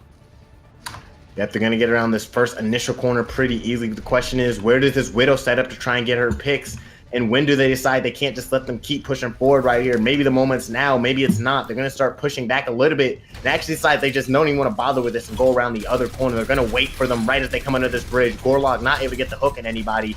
Now this team's fully set up. They're waiting around the corner, being really precautious, trying to play safe, but they need to get a little bit aggressive. Crane's getting up in their face. He's going to have his shield popped right here. And now they're going to get up Moira with a member of this team comp that we actually haven't mentioned, something we haven't seen at all from either of these teams. Really does well in situations like this where the team's pushing forward and you can have the ball going forward with them to heal. And still no one going down from either of these teams, just such defensive tanks allowing the team to sustain. Kabashi with the first kill on the Steed. Yeah, Kabashi's been sitting in the back patiently. Zen's Destruction kind of playing almost like the LA Valiant here in the Battle of LA. They play around this Widowmaker in the far back and just try to rely on her to get picks. It's okay if the cart gets into the choke because then Widowmaker gets some nice sight lines. And it looks like for now, Zarya Surge going back to the drawing board to some extent, trying to think about what they're going to do about this Widow. Yeah, we completely ignored like a 4-man Reinhardt ultimate right there. Oh. That was like a 4-man Earth Shatter. We both just kind of completely played it off. I thought about it. I'm like, it's too late now.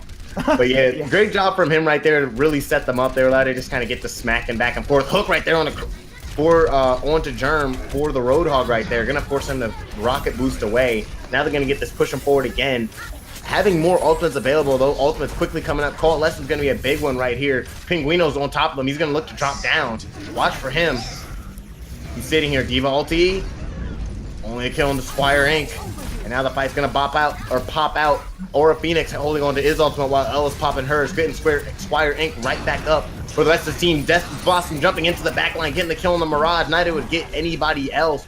Quickly having to pull back. Ella quickly bringing the Mirage back. Didn't miss that Earth Shatter as Krames does get a lot of players, but no one falling this time. And like you said, though, Aura Phoenix still holding on to that Valk. We've seen it time and time again tonight. Whoever uses that Valkyrie last, it's like a game of chicken, seems to win. Kabashi getting a nice pick onto Mirage. I do believe Ella has a res up, but she doesn't dare contest Kabashi here. Still hasn't been able to be taken down. Supercharger is up for squaring and they're trying to push. Kabashi falling down, unfortunately, but Krames gets that pick onto the Supercharger. Ella finally resing Gorlog, it seems, and sort of slowing down the choke with 1 minute left.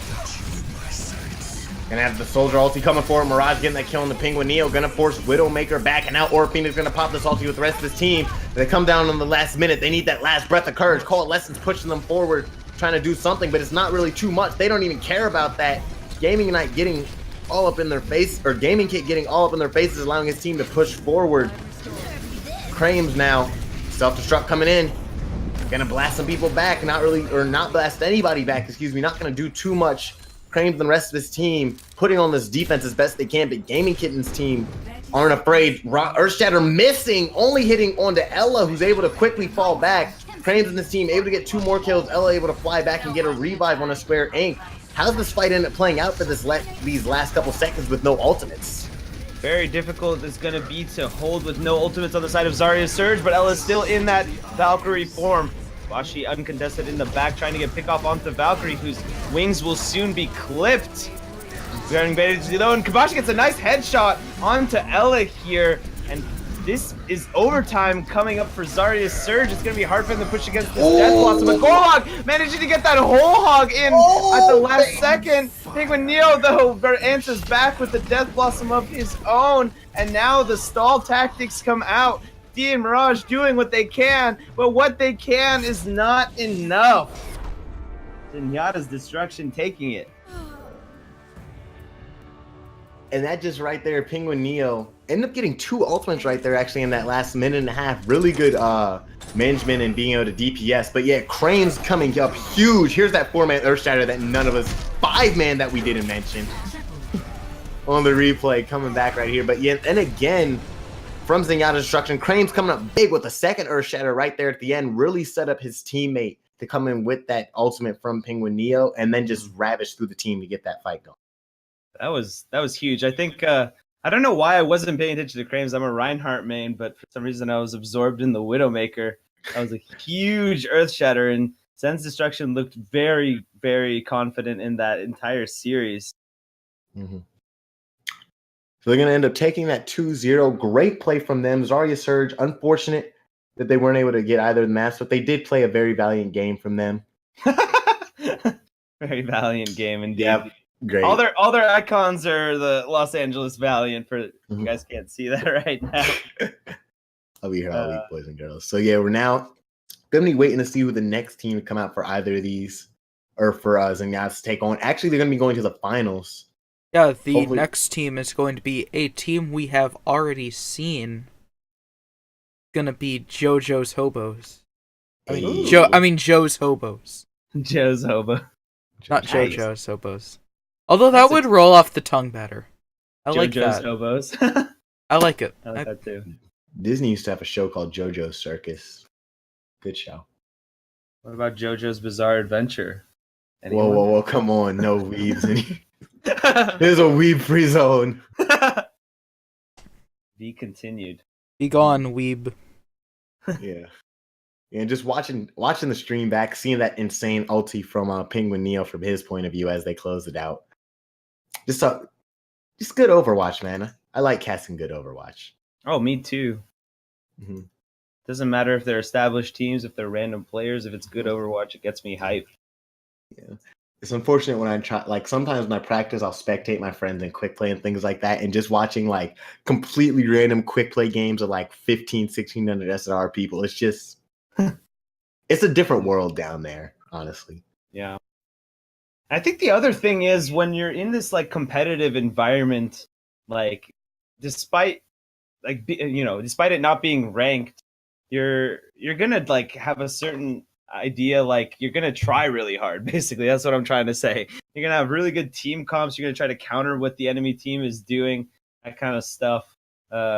In quick play, you might see like some really silly compositions and stuff, but you can count on both teams here just trying their hardest. That's why it's so exciting to watch. Definitely, definitely. And as these teams playing more and more tonight, we're starting to see more synergy. I expect Zenyatta's destruction to grow from what they learned. Despite getting the 2-0, there are definitely some moments where they faltered and they can learn from, like on that first point on Ilios, where it was impossible for either team to break forward, and it was just a nitty-gritty fight to the end. You can definitely look back to moments like that and think, what could you have done just a little bit better so it didn't get drawn out so long like that? That's a good point. Even when you've won, you should take a step back and say, okay, we can still grow from this. What can we do better next time? That's how the best teams play. Mm-hmm. Kabashi, though, he played so many different characters. He played Tracer, played McCree, he played Widowmaker. Such a good job. And then we saw Samurai Jack on the projectile DPS, right? He played Zenyatta. He had that nice pick onto the Pharah. Mm-hmm. That one, yeah, I remember that. That was right as the Pharah was trying to jump up and get that pick onto the back line, which arguably would have helped our team hold, but just sniping her out the air like Zenyatta's do best. This guy, I'm looking at Kabashi. He has 64 hours on. He has 64 hours on Tracer, pretty much double what he has on anybody else. Wow. Or Phoenix, Joe's Hobos making their way back in here. Yeah. Vortex. That's what I like to see. Are they going to run the icon synergy, or are they going to, try and be different? 3 of them got those Pachimaris selected so far. I feel like they're all going to just go with the basic Overwatch icon, though. Don't be that basic. Come on. That's what I'm saying, dude. You got to get something like, they can't take the peanut butter now because that's already taken, but like all of you can rock like a New York Excelsior or something. I think that's so hard to get your whole team to pick a Overwatch League icon because everybody loves their team. Like, you will not catch me with a Dallas Fuel icon on. Oh man. One time we wouldn't coordinate. We were 6 stacking in comp, and one person wouldn't switch their icon to the SF Shock logo. So one of my friends decided to throw the entire competitive match. That's a good friend right there. That's So what I like. we thought it was Joe's Hobos, but no, it is actually Arisa's Barriers. Sorry, we got that one wrong. Yeah, Joe's not on this team. I just noticed. Wow, feels bad when we Wow, we completely forgot about that. Feels bad, man. I look, it's alternating. Alternating current, direct current. Nikola Tesla. Hello. Shoutouts to my boy Nikola Tesla. Yeah. Got them rap skills as well. If anybody here ever used to watch epic rap battles of history, spitting that fire versus Thomas Edison. Arisa's barrier. Yeah, I'm gonna bury ya. Ooh. Yeah. We're gonna see King's Row as his first map. Ooh. Another assault escort map coming out right here. And King's Row, I actually think it's the first map I ever played a game of Overwatch on. So a little bit nostalgic for me, but King's Row is interesting because it's really offensive. It's really offensively favored when it comes to getting the actual payload captured. Mm-hmm. But actually moving the payloads where it starts to balance out more and more, moving through the alleys of the London streets. Like, because it's just such a short distance, you can really keep cycling through. If you have somebody like a Widow or a Pharah, they can take advantage of that height coming through the top gate and really cause problems for the other team. Even though there's only one way for them to come through, they can just come through so quickly. It's kind of like playing Bloons Tower Defense. I like that analogy. That is kind of what it's like. Mm-hmm. Like, you can put that Widowmaker up on the high ground or spam in that choke with Junkrat kind of thing. Yeah, like eventually they have to pull back because you can't just hold this for so long because of how long the distance is for you compared to the offense just kind of cycling their bodies through. Oh yeah, that spawn advantage is nutty. You see those pro teams once they capture the first point and get the payload moving, they'll just send people straight into the spawn, into last, and just take Streets phase in one fell swoop. Man, we're not seeing Grandy Puff on that Diva. I'm a little disappointed, I have to admit. I still can't get over that 6-man, that's that 6-man plus Orisa ult bomb we saw earlier today. That was nuts. Oh yeah, you said Orisa bomb. Wait a minute. Oh, Diva bomb. What am I talking about? I saw Orisa's barriers. It's. What's that, man? Attackers incoming. They're all looking to stack up here, actually. Leaving Granddaddy Puff. Can he climb it? Hello? Gonna fail the climb right there. Feels bad. Miley Cyrus, it's the climb. But yeah, they're all going to be looking to come through this top gate right here. So it's a little bit different of a strategy because, you know, we generally only see 1 or 2 people come through here. But having 4 members of your team jumping out from the top area might take them by surprise, especially if this Winston can get far on his leap and get behind them. Going to throw some mayhem into their organization. They're already organizing really far back, not even worrying about the choke. Yeah, I've never seen this large top platform push come out, but Zenyatta's Destruction opting for that hotel-based defense. It's a little bit of a safe approach against a Widowmaker, as we are going to see a pause come out here. Someone disconnected. Holding tight against that hotel is a very safe strategy, of course. You're not at risk of falling to stray headshots and the like, so makes sense. Zenyatta's Destruction opting for that. As we're going to get things sorted out in just 1 second here. Yeah, sorry about that. Bit of a disconnect on Grandy Puff.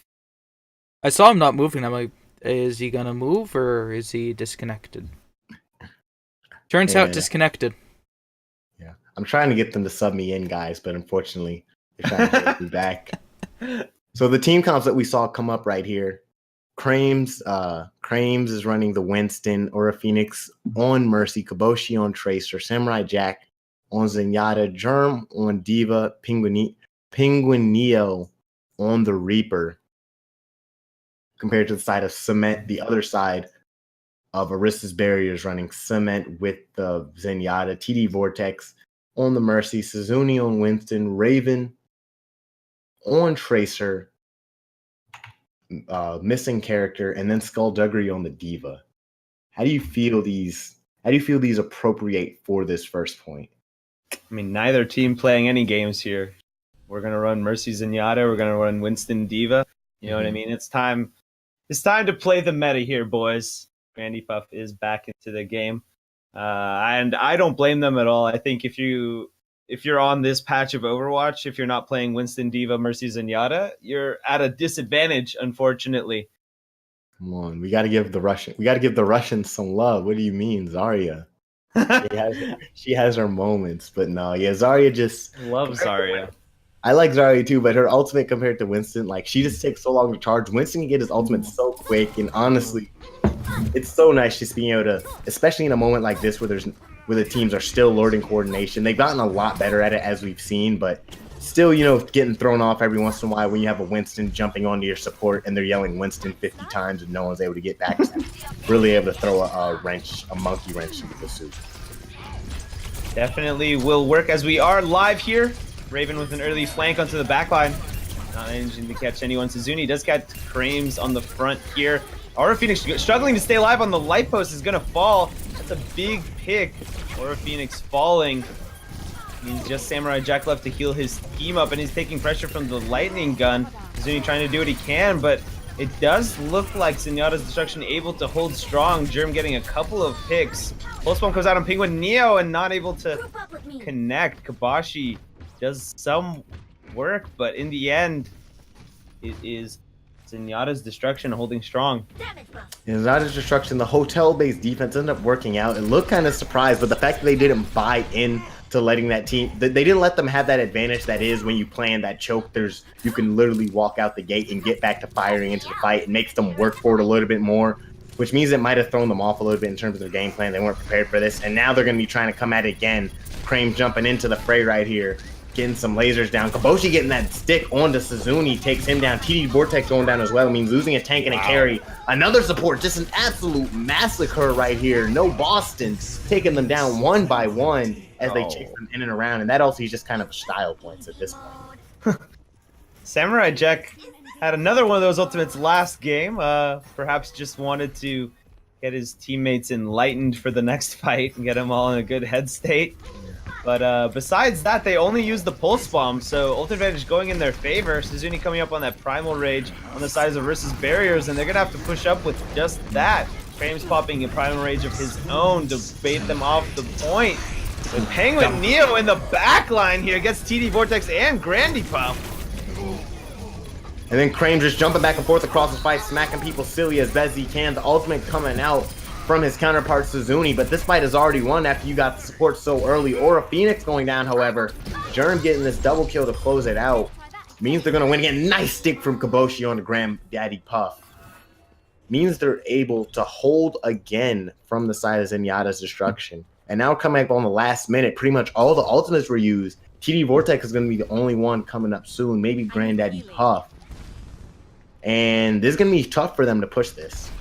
It is. Orisa's Barriers opting for a last-minute switch onto Reinhardt's and Zarya. The composition I like to run on this map is quite strong as Philadelphia tries to get a pin on, but Penguin Neo's doing a lot of work in the backline onto TD Vortex. Have Mercy down and 45 seconds left in the game. It's going to be tough to push in. Granny Puff did fall with that Riptire, but Aura Phoenix gets picked off by Raven, who switched onto that bar at the last minute. Gold Upgrade's on the point, but for how long? How long can he hold tight for? Zenyatta will get picked off in Samurai Jack, and there's that Riptire. Self-destruct might be able to catch Suzuni. No, Suzuni pops that bubble, but Raven will fall. Looks like finally Orisa's Barrier managing to make some progress on the point. Suzuni is standing strong. Penguin Neo, the last ghostly figure on the point, will fall. Kiboshi not even opting to contest here, it seems.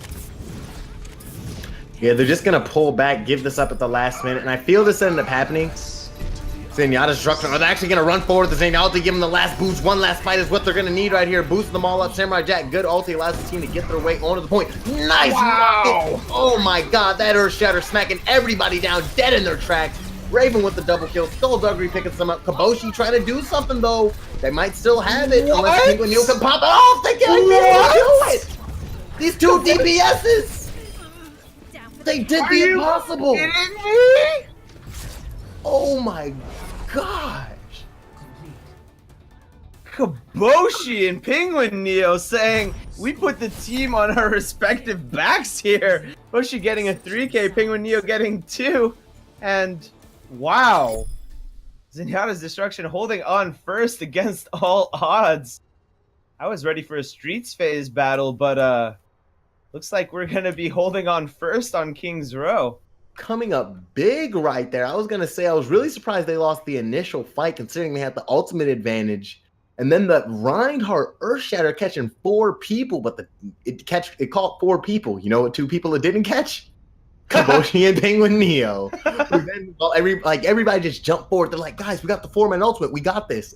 And then Penguin Neo and Kiboshi on the backside. Penguin Neo is able to pop off the ultimate and everything. And it's just kind of like team, like they opened up their backside right there. Everybody gets shot in the back. And they able to bring that back. Insane play from them, though, still losing the rest of their team and able to fight that back, not letting go right there. That shows why you never give up, guys. Exactly. I can just imagine the rest of Penguin Neo and Kiboshi's team like, what are you guys doing? Get back, we have to reset. They're like, nah, don't worry. We got this. Wow.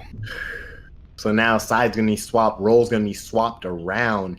80.3% is going to be what you need to beat if you're the side of Zenyatta's destruction, excuse me. I'm going to see what they can do. Pretty much they're going to run the exact same composition now on offense, which I think is perfectly fine. Still works great on this map, don't you think? Yeah, definitely. You can go with this on almost every map, I feel. Penguin Neo, it seems that Reaper is his pet character. Does a very good job on it. You normally see a Genji in that slot, of course, but Penguin Neo is absolutely filthy with that Reaper, so I'm happy to see it. They're going for that push through theater here. Going to drop down through the window.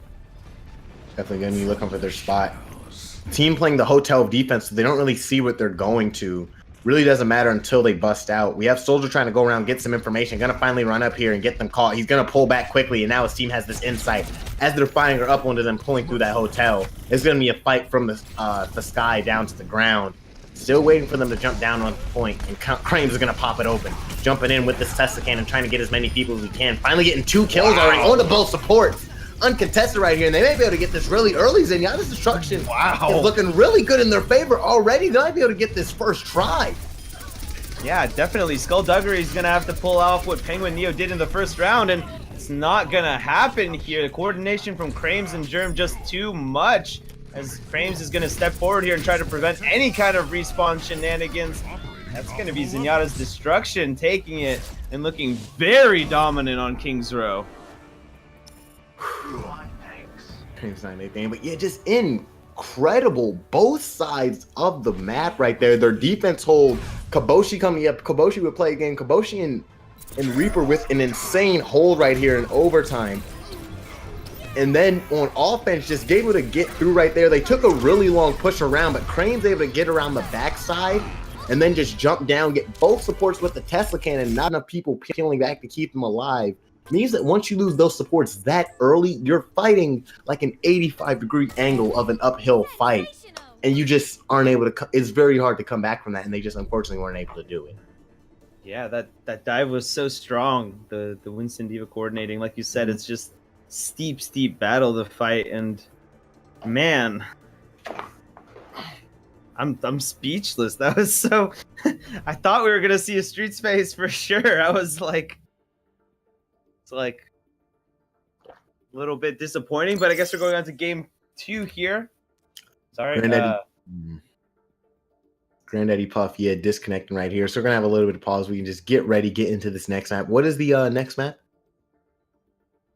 I'm looking that up now. The next one is going to be Lijiang Tower. Ooh. Getting a good rotation of maps. Haven't really had any repeats so far tonight. Lijiang Tower going to be our next focus. Yeah, I like all the maps that they're going for with this. They seem to be working out pretty well. And now, so Zenyatta's, we've seen them do good on hybrid. We've seen them do good on payload. We've seen them do good on control. Orisa's barriers, we've seen them do pretty good on control too. What do you think is going to be what the teams need to get the edge and come out with the victory right here? I think Zenyatta's destruction is going to have to play around their strong dive, and Orisa's going to just have to not play Zen's game, in my opinion. They have to have Skullduggery play that Pharah, perhaps. And I from what I've seen tonight, Orisa's barrier's death ball is much stronger than their dive. So I want to see a Orisa hog, that kind of thing. How about you? Mm-hmm. I agree with you, though. Zenyatta's destruction, they run very meticulous, They run very meticulous defense, I've noticed from them. Like when they get onto the point, their ability to hold it is really good, although their ability to take back the point, I feel, is a little bit weaker. So if Orisa's barrier can come out really hard, I know you said their death ball is stronger, but I feel like if they can run a dive, grab the point on really quick, and then just hold on to it, Zenyatta's destruction may not do the best job at getting it back, and they can get those points. That's a good point. Yeah. Now that I'm thinking about it, Zen's destruction does do a lot better on defense. That's what we saw on the first point there, King's Row. So when it comes to control, if you take the point first, if you're Orisa's barrier, if you take the point first and set up on the point, it's going to be a little bit harder for Zenyatta's destruction to push into that. I mean, we saw them take the last control, Ilios versus Zarya's Surge, very convincingly. Mm-hmm. And based on just how well they did in that last map, I would not be surprised if we see something similar come out here. Yeah, the Lijiang Tower, a little bit different of a map. Big thing is because the first point, it took forever, as we all remember. There was that like darn near 3 minutes, the team just fighting back and forth, and that one person just staying alive, because there's that humongous well in the middle that just means you can't really deal with like fares and stuff in the air, and that doesn't really happen as much. Your team can definitely hone in on the people that need to hone in on a lot better on Lijiang Towers. than they can on the Ilios windmill. I think it's well. Is it well? Yeah. Okay. The one with the big well in the middle. No, I just for every because There's which also one a is the big win- windmill in the middle. Yes. yeah, that's why I'm I like mean, yeah. It's lighthouse, well, and ruins. I think. ruins. Yeah. Yeah. But It would be Lijiang, ni- like you said, yeah, it's a different type of map. You have a lot more space to work with. It's Mhm. on every single point. So it's going to be interesting. Like I said, I don't know. I hope to see Farah played. I think she's really strong on Lijiang. NA production chat calling us out feels bad. Oh, because I forgot to switch off the thing. Second, Ah, probably. We are in North America. Yeah. Fun fact. All right, guys, this is my decision maker right here. Somebody gave this to me like 4 or 5 months ago, and you just kind of ask it. It's kind of like an 8-ball. You ask it your questions, and then you knock the ball around, and the magnets, pull it. So like, are my eyes going to get burned out tomorrow during laser surgery? Let's see what it tells me. Try again. Okay. Will I still have eyes tomorrow after surgery?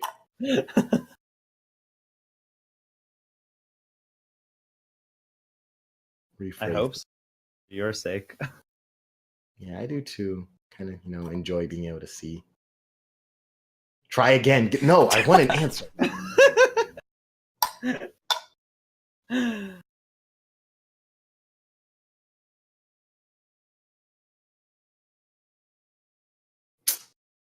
You are my friend. It's telling me ask a friend. You are my friend. That's why I'm asking you. You're gonna be fine, Manny. I'm your friend, and I'm telling you, It'll your eyes be- are gonna be fine. It'll be good. My mom had Okay, wait a minute. It LASIK. said no way. Never was mind. good. We're gonna put that back.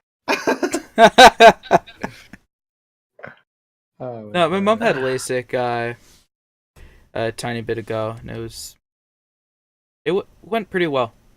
Yeah. I think the big thing is just my eyes are gonna hurt a lot, and I don't like my eyes hurting. I've heard the saline helps. Saline. Yeah, they gave me I have a humongous bag of like about 5 bajillion eye drops, like actually. Alright, but we are going to go live now with Lijiang Tower as our next map in Zenyatta's Destruction versus Orissa's Barriers. Mm-hmm. Finally gonna have Granddaddy Puff connecting back in. So that's good. Oh, they actually did the alternating Overwatch icons, so I like that synergy a little bit more. But yeah, Lijiang Tower is gonna be control cost, as some people like to call it. Gonna be our place, and this isn't Tower, is it? I can't remember the name. Lijiang Tower. I'm horrible with the names. This one is market, like night market. Yes, Night Market. Yeah, I know. I'm trying to learn the names as well. This is a good map for getting those environmental kills. Definitely, when we see control, we think whoever takes the first point of hold on a control map is going to have a little bit of an advantage because the choke going into this point is quite narrow, so you can really spam it down and leverage that ult advantage. Seems like both teams opting for dive tanks so far. Suzuni, we've been seeing him play that main tank role all night on that Winston. TD Vortex not playing any games. Like I said before, going for that Mercy. What do you want to see from these comps, Manny? I actually really like what I see right here. Both of these teams wanting to take it to the other team. They realize that if they can get a hold of these points, the other teams haven't shown too well how they can play around taking back points. So they're going to do their best to get this as quick as they can. It's really just going to come down to who they can get these early kills on and who go down first. Both teams deciding to go around the side, so they're not going to see each other in the middle of the marketplace. Cement already might get taken down right here by Kaboshi. Great flank from him, uncontested, and now he's behind the other team. Gonna look to get here on the Suzuni as well. And he's just doing a good job back here. Might be able to get the other support too even. And he is. That's Aura Phoenix. His support going down. Both of his supports. And now there's a 4v with both supports going down. Pinguino and the rest of the team pushing in. They're going to be able to get the rest of the kills. Kaboshi on fire, already has the pulse bomb ready. Going to chase Baby Diva onto the health pack. She's going to try and fight, but she's not going to get too much done. And Zenyatta's Destruction is going to get this payload first. Or point, excuse me. Yeah, Zenyatta's Destruction also lost both of their supports to Skullduggery's pressure. Earned a barrage for his efforts, but it seemed that the point presence was so much stronger from Zenyatta's Destruction than Orissa's barriers. But as I said, Skullduggery getting a couple of direct hits, so he's going to be looking for that barrage here, coming up on it, flanking around the back. There's no defensive ult yet. Suzuni picks off Aura Phoenix in the back here. That might be their ticket to go. As Kabashio, though, wow! Bye-bye both healers. Kaboshi gets another double pulse bomb.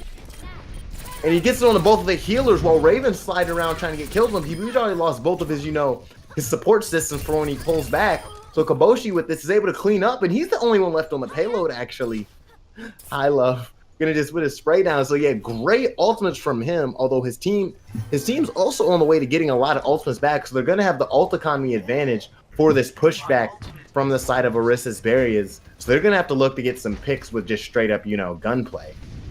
Yeah, Kaboshi and Penguin Neo definitely showing that they're coming out on top in that regard. Their mechanics on DPS just really huge so far, as it does seem like Granddaddy Puff is going to pop that self-destruct and just get his mech back, then set his pop from Samurai Jack on the point, holding strong. Kaboshi going on an absolute rampage here, Cement and Raven falling, and it doesn't seem like Orissa's barriers is very coordinated right now. Rocket Barrage coming out from Skullduggery finally charges up very quick in the fight, only getting Samurai Jack for his efforts though, and TD Vortex doesn't find an opportunity to foul. That should be it for Zenyatta's Destruction, in fact. They're definitely going to take that right there. Great play from them. Straight out the gate, Kaboshi took control of this map for his team, or for this first map. He got that really early pick on the Cement right to start it off, and then he dashed in, got the other support pulled back. He lost both of his supports, but his team, the rest of them, they just had that confidence from him getting those so early that they were to trust him and push forward. They pulled a really good pincer move. I know I use this term a lot, but I see it happen a lot where you just push in from 2 or 3 directions and the other team's like, what do we do? Who do we focus? We can't focus everyone. And they don't focus everyone because you can't do that. And they just end up losing out. Yeah, you're really right there, Manny. I think the coordination from Kaboshi and Penguin Neo to form a 2-front attack there coming up huge, and it's 100% the 0 take for them. TD Vortex, like I said, unable to use that Valkyrie the whole time, but we're on to Village here, and oh, Krame's missing his jump, unfortunately falling first. Kaboshi falling as well. That's not how you want to start the round if you're Zenyatta's Destruction. Orissa's barrier getting a pick onto Samurai Jack. Skullduggery, 2 picks in fact, and Orissa's barrier's answering back.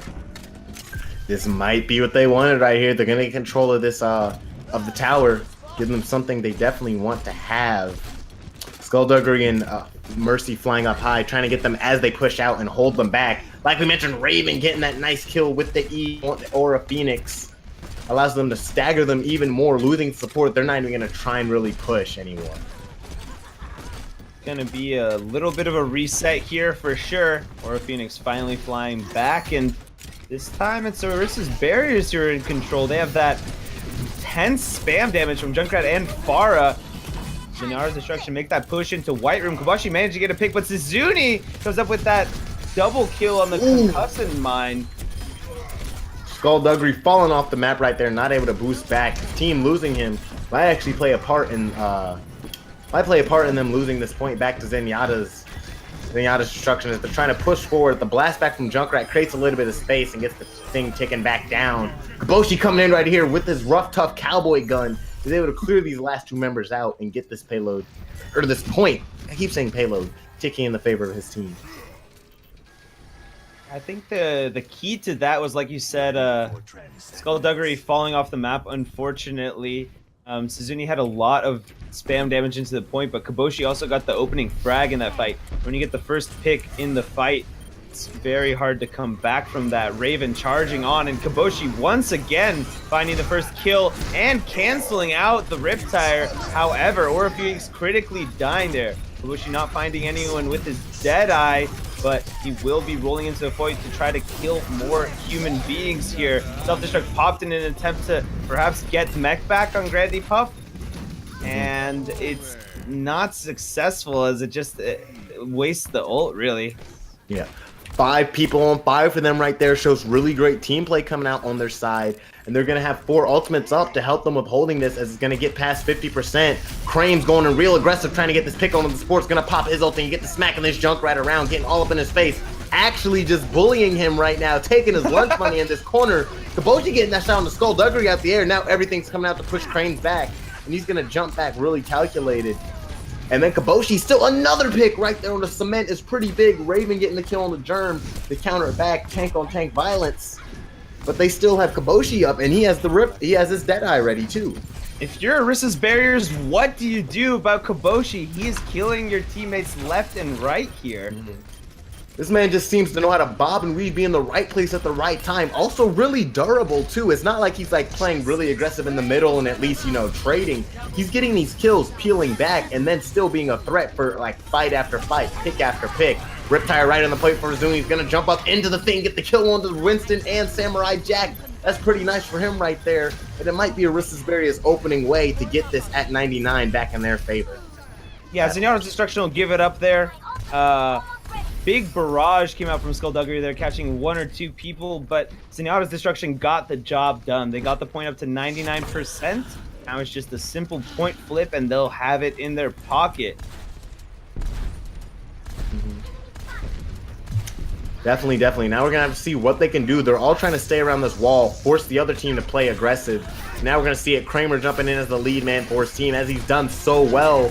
Germ following up. Deep self-destruct sequence coming out. Gonna blast them back. Get Aura Phoenix. That's a big pick. This ulti may be too little too late. Penguin Neo getting picked off as well. Getting it broken down. Orisa putting the damage boost. They're losing people left to right. Kaboshi going down as well. That big man we mentioned. And all these people down, they might just have to look to pull back and give up this first map. But they... Yeah, clock ticking to 99% here. Orissa's Barriers managing to find a huge self-destruct, taking out Aura Phoenix early there, and it's just too much of a battle to get back on the point for Zenyatta's Destruction. Real good play from the side of Orissa's Barriers. They knew how to play to force the aggression out of the side of Zenyatta's Destruction. And then when they forced the aggression out, you had all these people going forward, but there were still people in the back who weren't pushing forward as hard as the rest of their team. Aura Phoenix also getting caught out by that Diva ulti, really well placed and really well timed, allows them to get that. And then that gives this team the swagger they need to step in and close it out. Definitely getting the psychological advantage there. As we did see Orissa's Barriers running that death ball composition, kind of countering the dive, like you pointed out. Once Orissa's Barriers had control of the point, it was harder for Zenyatta's Destruction to flip it over. They seem to be better on defense, but we do see a death ball of their own coming out. Krame's on that Reinhardt, and they're going to take the fight over to the server room. Orissa's Barriers taking backed up over to the Mega Pack over here, and this is not really a spot you want to be in if you're Orissa's Barriers. Yeah, they don't want to really be in there with this Reaper just gunning people down. Suzuni, especially getting the double grenade kill. Still staying alive. Penguin Neo is. Can he not get the kill on the Skullduggery? He cannot. But Kaboshi gets him as he falls back down to the ground. Getting these kills. The red team actually looks like they have a lot in their favor. Orissa's Barriers going to be looking to push them back. Get the payload quickly ticking in their point, quickly ticking in their favor. Holy cannoli. Cement leading the charge for his tank is going to allow them to get this point as soon as it opens. Yeah, Suzuni was in the backline there. He kind of did a flanking Junkrat maneuver, and I was not expecting him to throw those 2 concussion mines. Got a couple of picks, really opened up the fight in his favor. Krames tried to get back onto the point, but now it's Zenyatta's Destruction's turn to make another push. It's going to be hard without your 76, though. Suzuni getting that all-important spam damage that Taimu taught us can work on this map. He has that Riptire in his back pocket as well, so the spam really just coming out in Orissa's Barriers' favor here. Skullduggery and Suzuni just teaming up to create a really hard point to push into. Definitely. God dang it, I don't want to update my drivers. But yeah, definitely great from them right here. Now they're holding on to it. We're going to have to see Zenyatta. We're going to see Zenyatta's destruction step out of, that defensive hold that they like to do and play a little aggressive right here. Cranes with his back against the wrong wall. Both Zenyatta ultis getting popped right here. There's a full-on party going on for both of these teams as they're both zooming around. There's not even Zenyatta on the other team. I don't know what I'm talking about. Right here, Skullduggery getting a kill, double kill. 4 people falling. This is looking good again in the favor of Orissa's Barriers, pushing back the straggling members of Zenyatta's destruction. And there were a lot of ultimates used for Zenyatta's and what's it called? Or there were a lot of ultimates used for Orissa's Barriers, but it was enough for them to get the hold. Yeah, they committed the ultimates they needed to in that fight, but is it enough? Do they have enough left to hold, rather, as Kaboshi does have that Graviton Surge, meant holding on to that beat, and he's going to drop it in response to it, but is it enough? No, it is not, it seems. Germ's going to pick out the Cement and TD Vorkes, but that self-destruct might have something to say about it. Yes! Grandy Puff coming up huge with yet another self-destruct. Props the Valkyrie, but Aura Phoenix, you can't fly if you're dead. Valkyrie gonna get swatted out of the sky, and it just might be Orissa's Barriers holding strong unless Krames and Germ can make a miracle play happen here. Germ right here jumping around. Pinguino coming in again. He has the ultimate. This might be his opportunity that he's looking for. Get the shots onto Orisa. Actually might be able to take it, and they are at 99, and now starts the valiant defense that we've seen them do before. The question is, can they pull one more miracle out of the bag, ladies and gentlemen? We're just going to see as we're going to finally get this going. 10%. The only ultimate up is Penguin Neo, so for a long time, this is going to come just straight down to team play and gunslinging. This is so hype. I can't wait to see what Orissa's Barriers do, trying to retake this point. It's all on the line for them as they push in onto the point here. And a push, he's going to look to get up in the air and look for a ledge to stay on top of, waiting for his moment. Penguin Neo just waiting patiently to jump down, trying to get these shots from Skullduggery, gonna get him so low, and he's finally gonna pick that kill up onto him, not allowing him to rain any terror from the sky. Now he's gonna jump down right here, pop the Death Blossom, die, gets the kill on the Cement with the Diva ulti coming through as well. Maybe not the best time to layer those two, but nonetheless it clears them off the point and allows them to keep it going. Zenyatta's destruction holding strong for now. Like we saw Orissa's Barriers do last time, it was a lot of ults expended with that Riptire coming up on Suzuni, and might be hard to hold here. Samurai Jack's gonna have to use that Transcendence very well. You notice Krames switched off of the main tank role onto Diva. You found the Reinhardt wasn't working, so they're running a solo tanking Diva right now. In fact, quite interesting with the triple DPS. It has been working out for them so far, though, as Orissa's Barriers takes a high ground position.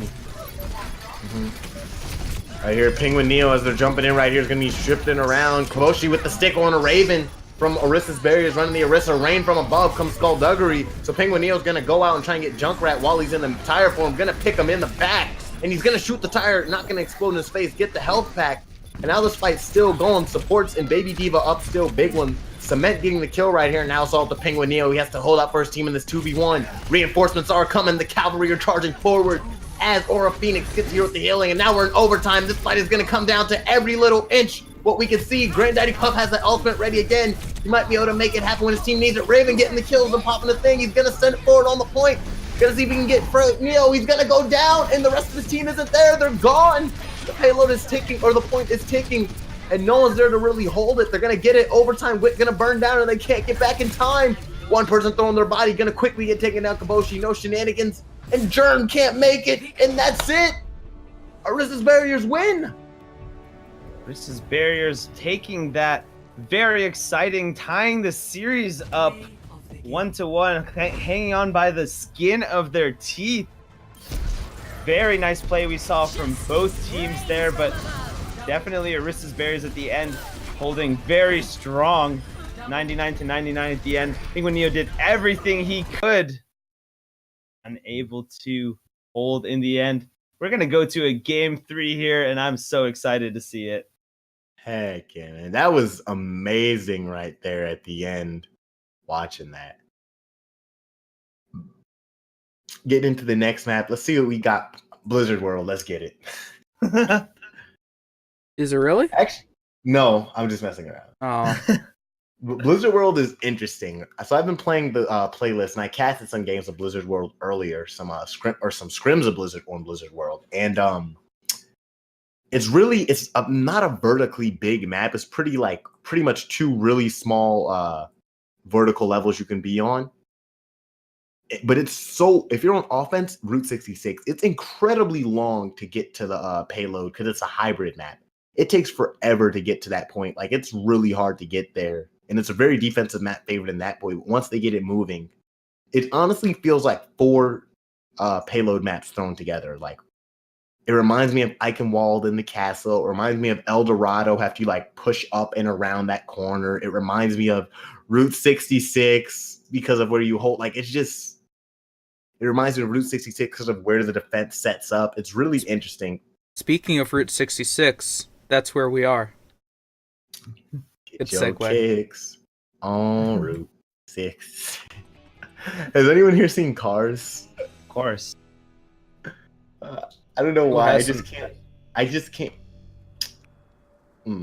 So Cars, when I was 9 or so. I had the opportunity to go to Sierra Leone, see a lot of my family because that's where my family's from. And when I came back for like the first like week or two, you know, jet lag, Sierra Leone is about 5 hours ahead of the East Coast. My sleep schedule was out of whack. So every morning I would wake up at like 4 o'clock because that was just the time that my body wanted to wake up at because I was 9 o'clock over there. And I didn't know what to do. So I just watched Cars over and over. And for like 2 weeks straight, I just watched Cars. That was the movie I would fall asleep to, and I would wake up to that. I still remember exactly how that the title screen went. Because, you know, like when you have a DVD, there's the play, scene selection, all that stuff. I remember exactly how that goes. Well,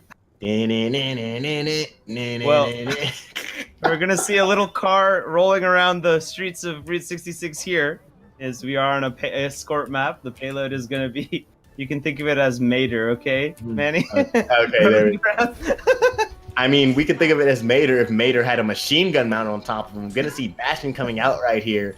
And this is a comp we see starting to come more and more common on Route 66. You take the Bastion Orisa and you get on top of that payload, and you just see how long you can hold them on top of that. And depending on how far you get, it gives you a real big advantage. The big thing, though, and even Reinhardt, the big thing, though, is how quickly you switch. Because if you do end up pushed off the payloads, you have to quickly switch because it's darn near impossible to get back onto it. And they're going to try and get Bastion down as quick as they can. Krame's just kind of getting gunned down immediately, Harambe style. Now they're just pushing. The damage boost in the Orisa allows them to stay pretty much uncontested. And they're going to get almost everybody minus Kaboshi. Yeah, the thing about Bastion is that he's one of the strongest counters in the game to Winston, and you see Krame switch off the Winston, in fact, just burn through the barriers and the heals so fast, and Orisa's barrier is opting for a triple tank composition with that Roadhog. It's going to have a little bit of extra damage there, and I don't really think Zenyatta's Destruction can make an attempt to contest, but they are going for it here. Krames is pushing up, and they're going to be pushing up against like a big wall. Raven gets the first pick on his Samurai Jack, but will eventually fall. I don't know if it's safe to be res there. TD Vortex going for it. Will pull it off. Or Phoenix is down on the side of Zenyatta's Destruction, so it's going to be the Bastion show for now if he can stay alive to that far rocket barrage from Kaboshi. And there's a point taken, in fact, by Grandy Puff. So while the fight was going on off the point, this is Barrier to sneakily take the first point here.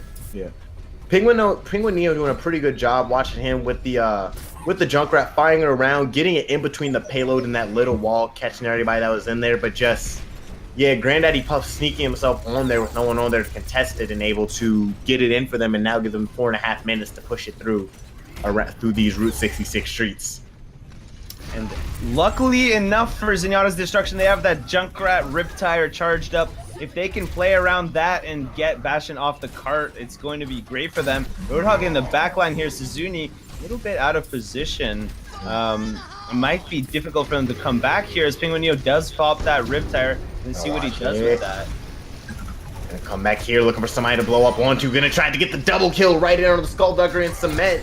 Durham getting the kill on the Raven as they all jumped off as soon as they heard the Riptire from Junkrat. So that was really good coordination from the team right there. Forcing the enemy team to pull back and then waiting on it to catch it just at the right time and get 2 key members. Allow them to finally force Bastion off. And we're going to see them switching off of that Bastion now that they've lost control of it. So just like you said, do you expect this to be in favor of Rissa's barriers for switching so fast? Switching barrier, it definitely shows their ability to adapt. What's going to show their favor is how this, when they decide to use their Mercy ulti. Like you talk about the game of chicken, this comes out pretty early from Aura Phoenix. Not really sure if I like the timing in which he used this. Gonna have to see if it ends up paying out. Not even really getting any revives at it because the fight doesn't happen. The other team just kind of pulling back, and now they have the Mercy advantage. Yeah, that's the thing about popping Valk early like that. You can use it as a sieging ult, but the other team just says, okay, we'll back up, wait for it to be done, and push. Penguin Neo, though, gets pick onto Raven. And Kaboshi with a big barrage here, in fact, catches Orisa, catches Reinhardt. This is Zenyatta's destruction coming huge in this fight. TD Vortex falls as well, so it's a clean sweep for Zenyatta's destruction. Able to clear out everybody right there. Pharah ulti coming up massive, able to get the Orisa and the rest of the team right there. No one, the TD Vortex used his ultimate, but he ended up just getting kind of shot down immediately, not able to get too much utility out of it. So now they're going to be sitting here. D.Va just trying to fire her gun, try and get herself into her mech form. Payload's still moving backwards. And this is pretty good from the side of Zenyatta Destruction, the defense that we talk about from them, holding strong.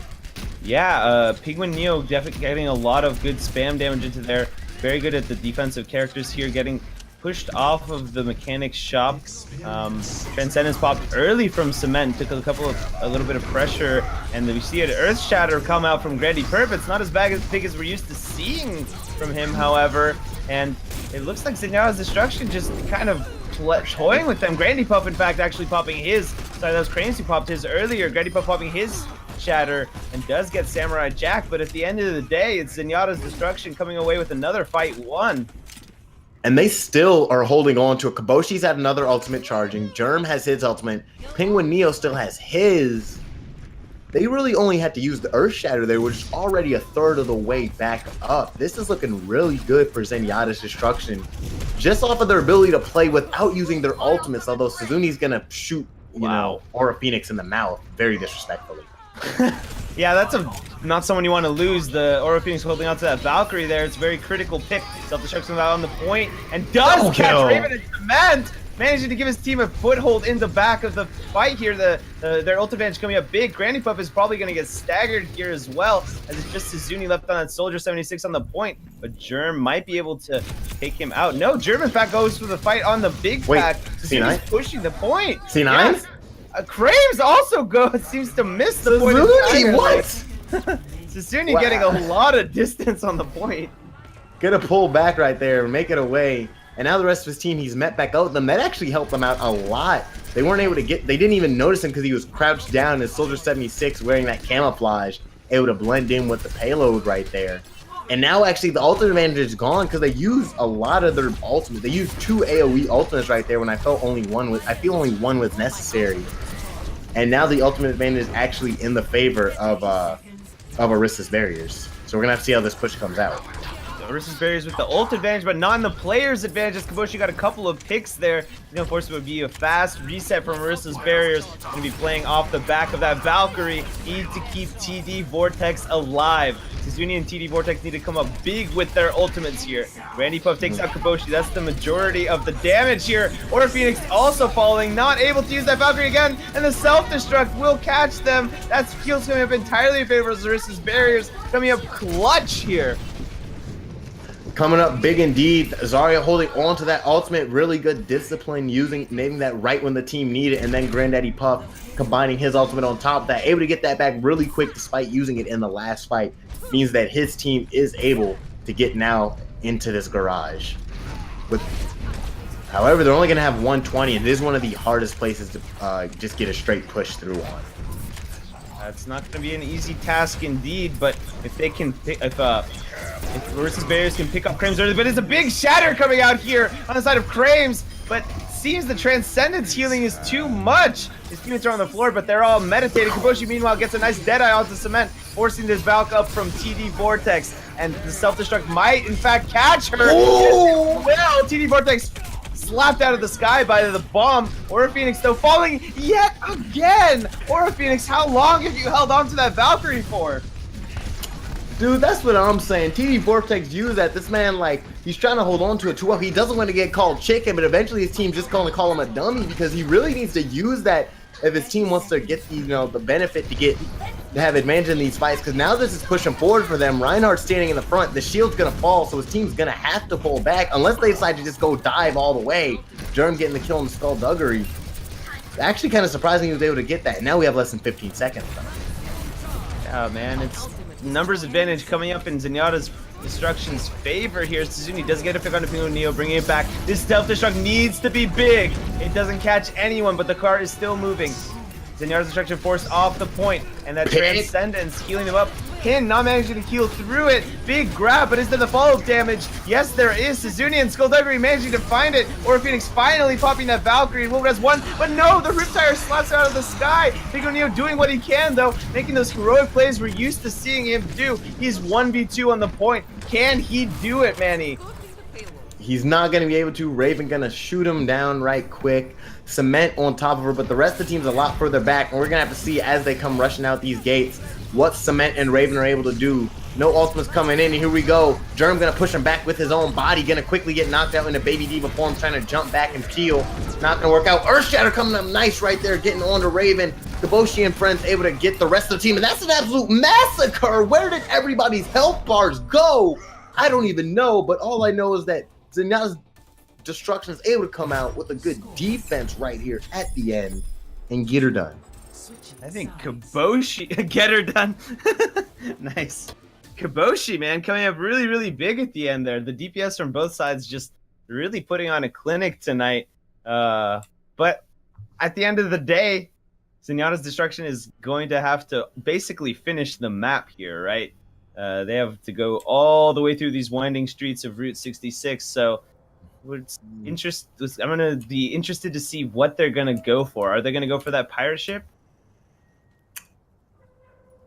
Feels like they're not going to, but honestly, I'm kind of surprised because it's the best thing to run when you first start off. We saw how it worked for the other team for Rissa's Barriers, and it ends up working out that for most people, unless there's some like secret comp down at 800 or 4800 or up in 4800 SR that I haven't seen.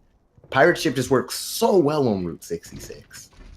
That is a good point, but you have to keep in mind Zenyatta's Destruction's strength, it seems, over the course of the night has been dive, and that is what they're queuing into. I think you really have to play around your team's strong suit. Arissa's Barriers, meanwhile, going for that Sombra defense. I love to see this on Route 66. You can get a nice EMP early and really win you the fight straight off the bat. Yeah, Sombra, very niche pocket pick right here. If really one champion like hero, like Widowmaker that really relies on your ability to communicate with your team, because you're going in constantly trying to, sneak around, hack health packs, hack heroes from the back. You need to be calling things like that out, and your team needs to know what to expect from you as well. Look at that. They went for the pirate ship at the end of the day. After all that talk. Can't beat the meta, man. Meta for a reason. Samurai Jack on the off-healer playing the Bastion, as you used to see, but Suzuni, he's getting a lot of spam damage off already. Samurai Jack's trying to break that barrier, but Arissa's shield has kind of missed it. Manages to get in front of it, so let's see if Arissa's Barriers can play against that which they use so strongly on the first point here. Suzuni trying to charge that Riptire up.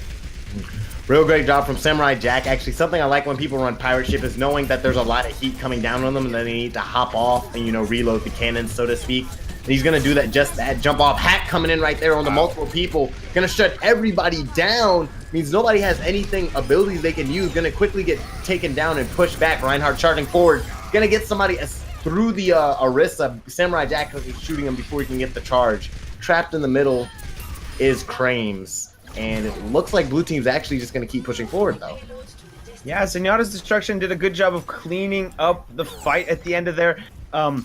I think Arissa's Barriers was trying to make like a very smart play. It was kind of a 200 IQ play. They went for the Sombra because they thought that Zenyatta's Destruction was going to run the Bastion. Sombra, a very good counter to it.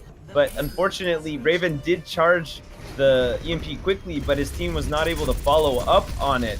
So we see Zenyatta's Destruction going into the second point with 5 minutes on the clock.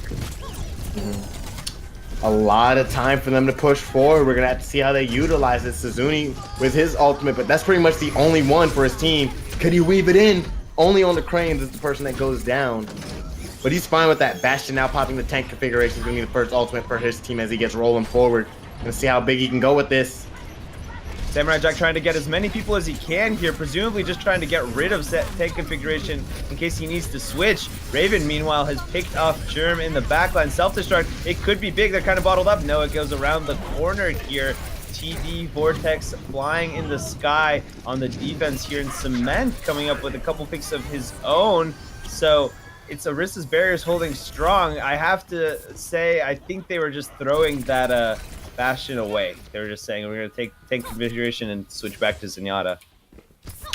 Yeah, again, just good job realizing it doesn't, like, good job, again, we just say teams, switching off it real quickly, and now they're going to put Penguin Neo onto, he's on his Reaper, but he has his ultimate still holding onto it, although on a map like this, how it's a little bit more wide open, you don't have as many good opportunities to use it until you get to, like, that last point in that last little chokehold by the spawn doors. That is a good point. You're not really bottled up yet until when this open place as a scrappy fight has broken out here. Penguin Neo coming out on top of Suzuni, but Skullduggery swinging his hammer fiercely on the point. That's a good zoning there as Germ is out of mech. Kaboshi, we know he's good for the clutch plays, however, gets the mech of Granddaddy Puff, and Skullduggery managed to get the mini diva as well. Kaboshi, what are you doing? You're such a bad man, killing the entire enemy team. Popping off right there. Kaboshi realizing he needs to go big right here. Going to put himself back onto that Tracer, and he's on fire. Coming up when his team needs him most. Getting on to Suzuni, helping get the assist right there. And he's going to be pushed around this corner, just building up arc charge and really putting, you know, presence from the side area like Tracer does so well. Kill on to Mercy right there in the back line, right into her head, all those shots. What a one clip coming out from Kaboshi onto Mercy, and Penguin Neo, this is where he could use his Death Blossom if he needed to, but the cart slowly rolls into the point, and Orisa's barriers can't even contest. Penguin Neo's still holding on to that Death Blossom. And he's gonna draw. That's what Tracer right here. He's on a 10 kill streak. He's gonna just be dodging around trying to get onto this Mei right here. Raven coming out. Mei, pretty good counter to champions that like to be mobile as heck. Gonna get it onto the Winston, pin him back into the wall. Gonna lose him to Skullduggery. Rewind back, and we're gonna see what he can do. He has this pulse bomb. Want to see who he tries to go for the stick onto. Gonna be looking for those squishy targets in TD Vortex, but the self-destruct is gonna zone him out for the time being. Bush is still holding on to that pulse bomb. Could use it in this fight. 3.5 minutes left here. Frames does get a pick out to Raven. There's a nice, no, it does not in fact hit the Mercy, but it does scare Cement into popping his Transcendence here. Once the enlightenment fades away, he's going to, no, in fact, Kaboshi gets picked off by the hammer of Skullduggery. Suzuni, meanwhile, gets picked on the Samurai Jack. Aura Phoenix gets that Valkyrie up, and now the momentum is rolling in Zenyatta Destruction favor. Zenyatta Destruction, they see the golden box, the promised land as they're pushing forward. The question is, what can the other side of Orisa's barriers do? We're gonna have ultimate coming in for TD Vortex. They're gonna put Suzuni up, but it may not be in the best location. Gonna have Tranquility getting experience as Zenyatta enlightens everybody. May come out with the Blizzard right here. This may be big, especially as she goes inside to get these kills. She's gonna be putting the bullets right into the head of Winston, and with 3 other people from her team here, they're gonna be going. Penguin Neo only able to find 2 people, last member of his team, but we've seen him go big. Can he do it right here when his team needs the most, or will he vanish like the Avatar? Looks like that's going to be his fate as he goes down into the ground. Germ getting knocked out of his thing, and it looks like the hold's going to come through for the side of Zenyatta's what's-it-calls are going to get pushed back. Yeah, it was a little bit of desperation at the end there. Penguin Neo, it seemed, in an uncharacteristic move, he used his ult a little impatiently. Like you said, he was the only one up. Kaboshi also whiffing his ult, so it's a little bit of frustration from Zenyatta's Destruction coming out. They're bashing their heads against this wall, saying, we need to take it now so we have a good time bank for the last push. But they need to be patient here. Will Zenyatta's Destruction be able to get the job done? We're definitely going to have to see as Kaboshi gets these 2 key picks on the backside. No one to really stop him, though. Granddaddy Puff gets the kill on the Aura Phoenix. Gonna have Winston trying to hop in, cause some more mayhem with his buddy. We still have Kaboshi finally going down, as I'm about to talk about, and Granddaddy Puff gonna do a good job right there as he gets knocked down a mech. And Suzuni going down before he can use his ultimate right there. Really unfortunate the Riptire can't play a part into this. TD Vortex still alive compared to his friend Aura Phoenix, who went down pretty early in that fight. Samurai Jack around, still putting these shots into people. Nice little headshot right there.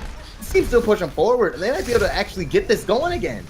Oh man, they might actually be able to do it indeed, as Suzuni's Riptire does not get anything done. Raven will fall in the back there, and the pulse bomb onto TD Vortex. It seems that the defenses from Orissa's barriers are running thin. Rez onto Craves will even 6 people up for the offense. Suzuni quickly switching onto the Doofus in an attempt to stall. There's another Death Blossom from Penguin Neo though, and they're gonna ride that Beyblade into a win. Zenyatta's Destruction takes it. GG from them right there. Play of the game gonna go to Crames right here. I think this is a 4-man Earth Shatter. Oh yeah. Oh, that's a juicy one. That is insane because the way he was positioned too, if you're thinking about that from the other side, you honestly can't really tell Rind is about to do it because he jumped to the other side, was facing the other direction, turned around, and immediately came down with Earth Shatter, catching 4 people, putting them down, people on top of the payload and under the payload, just meant as the rest of the team could jump down onto them from on top of the truck and on top of the platforms. Yeah, pay attention, Reinhardt mains. The payload is very good because it blocks the enemy team's vision of what you're doing. They didn't have any idea he was about to toss that Earth Shatter in. So that was the clutch overtime shatter that won them the game. And Zenyatta's destruction just taking it very close game. Route 66 almost getting down to the overtime there. Both teams almost managing to finish the entire map. But in the end, Orissa's barrier falls. Zenyatta's Destruction takes it. Yeah, definitely a well-played match by both teams. Very close in the end. I actually had no idea who would win. Like, that first map seemed like a bit of a stomp, but Orissa's barriers really brought it back in those later 2 maps. Very impressive. They learned, that's something I really like to see when teams can adapt and realize on the first map where their faults are playing as a team, and they're really able to come back, give the other team a run for their money, not let them just run away with these games. And I really like that. They came down to the wire. I was sitting here biting my nails the whole time. It was great. Yeah, definitely. Do you have any other final thoughts? Or? All these players, because unfortunately, they're probably not going to play together again. Kaboshi, Admi. That's about it. Kaboshi, Admi, and Granddaddy Puff, Admi. Those devaulties. Oh man, definitely good. That's gonna be all of it from us here today at Amateur Esports Organization. That's. Doesn't really roll off the tongue. Yeah. Thank you for tuning in to the second ever cast of AEO and the first ever cast of Monday Madness. If you want to participate in Monday Madness next week, or if you would be interested in the other 2 events such as Tryout Tuesdays and Scrim Sundays, both of those would be for your team that you're on. If you're not on one, you can find one there. Probably a link to the Discord down below. And without further ado, I've been Ben Viglo. He's been Manny. He's been Boda. Bye. Bye, guys. Bye. You pointed in the wrong direction, but hey. Bye. Yeah, there. Down. Because it's flipped, yeah. Yeah, that. I got it.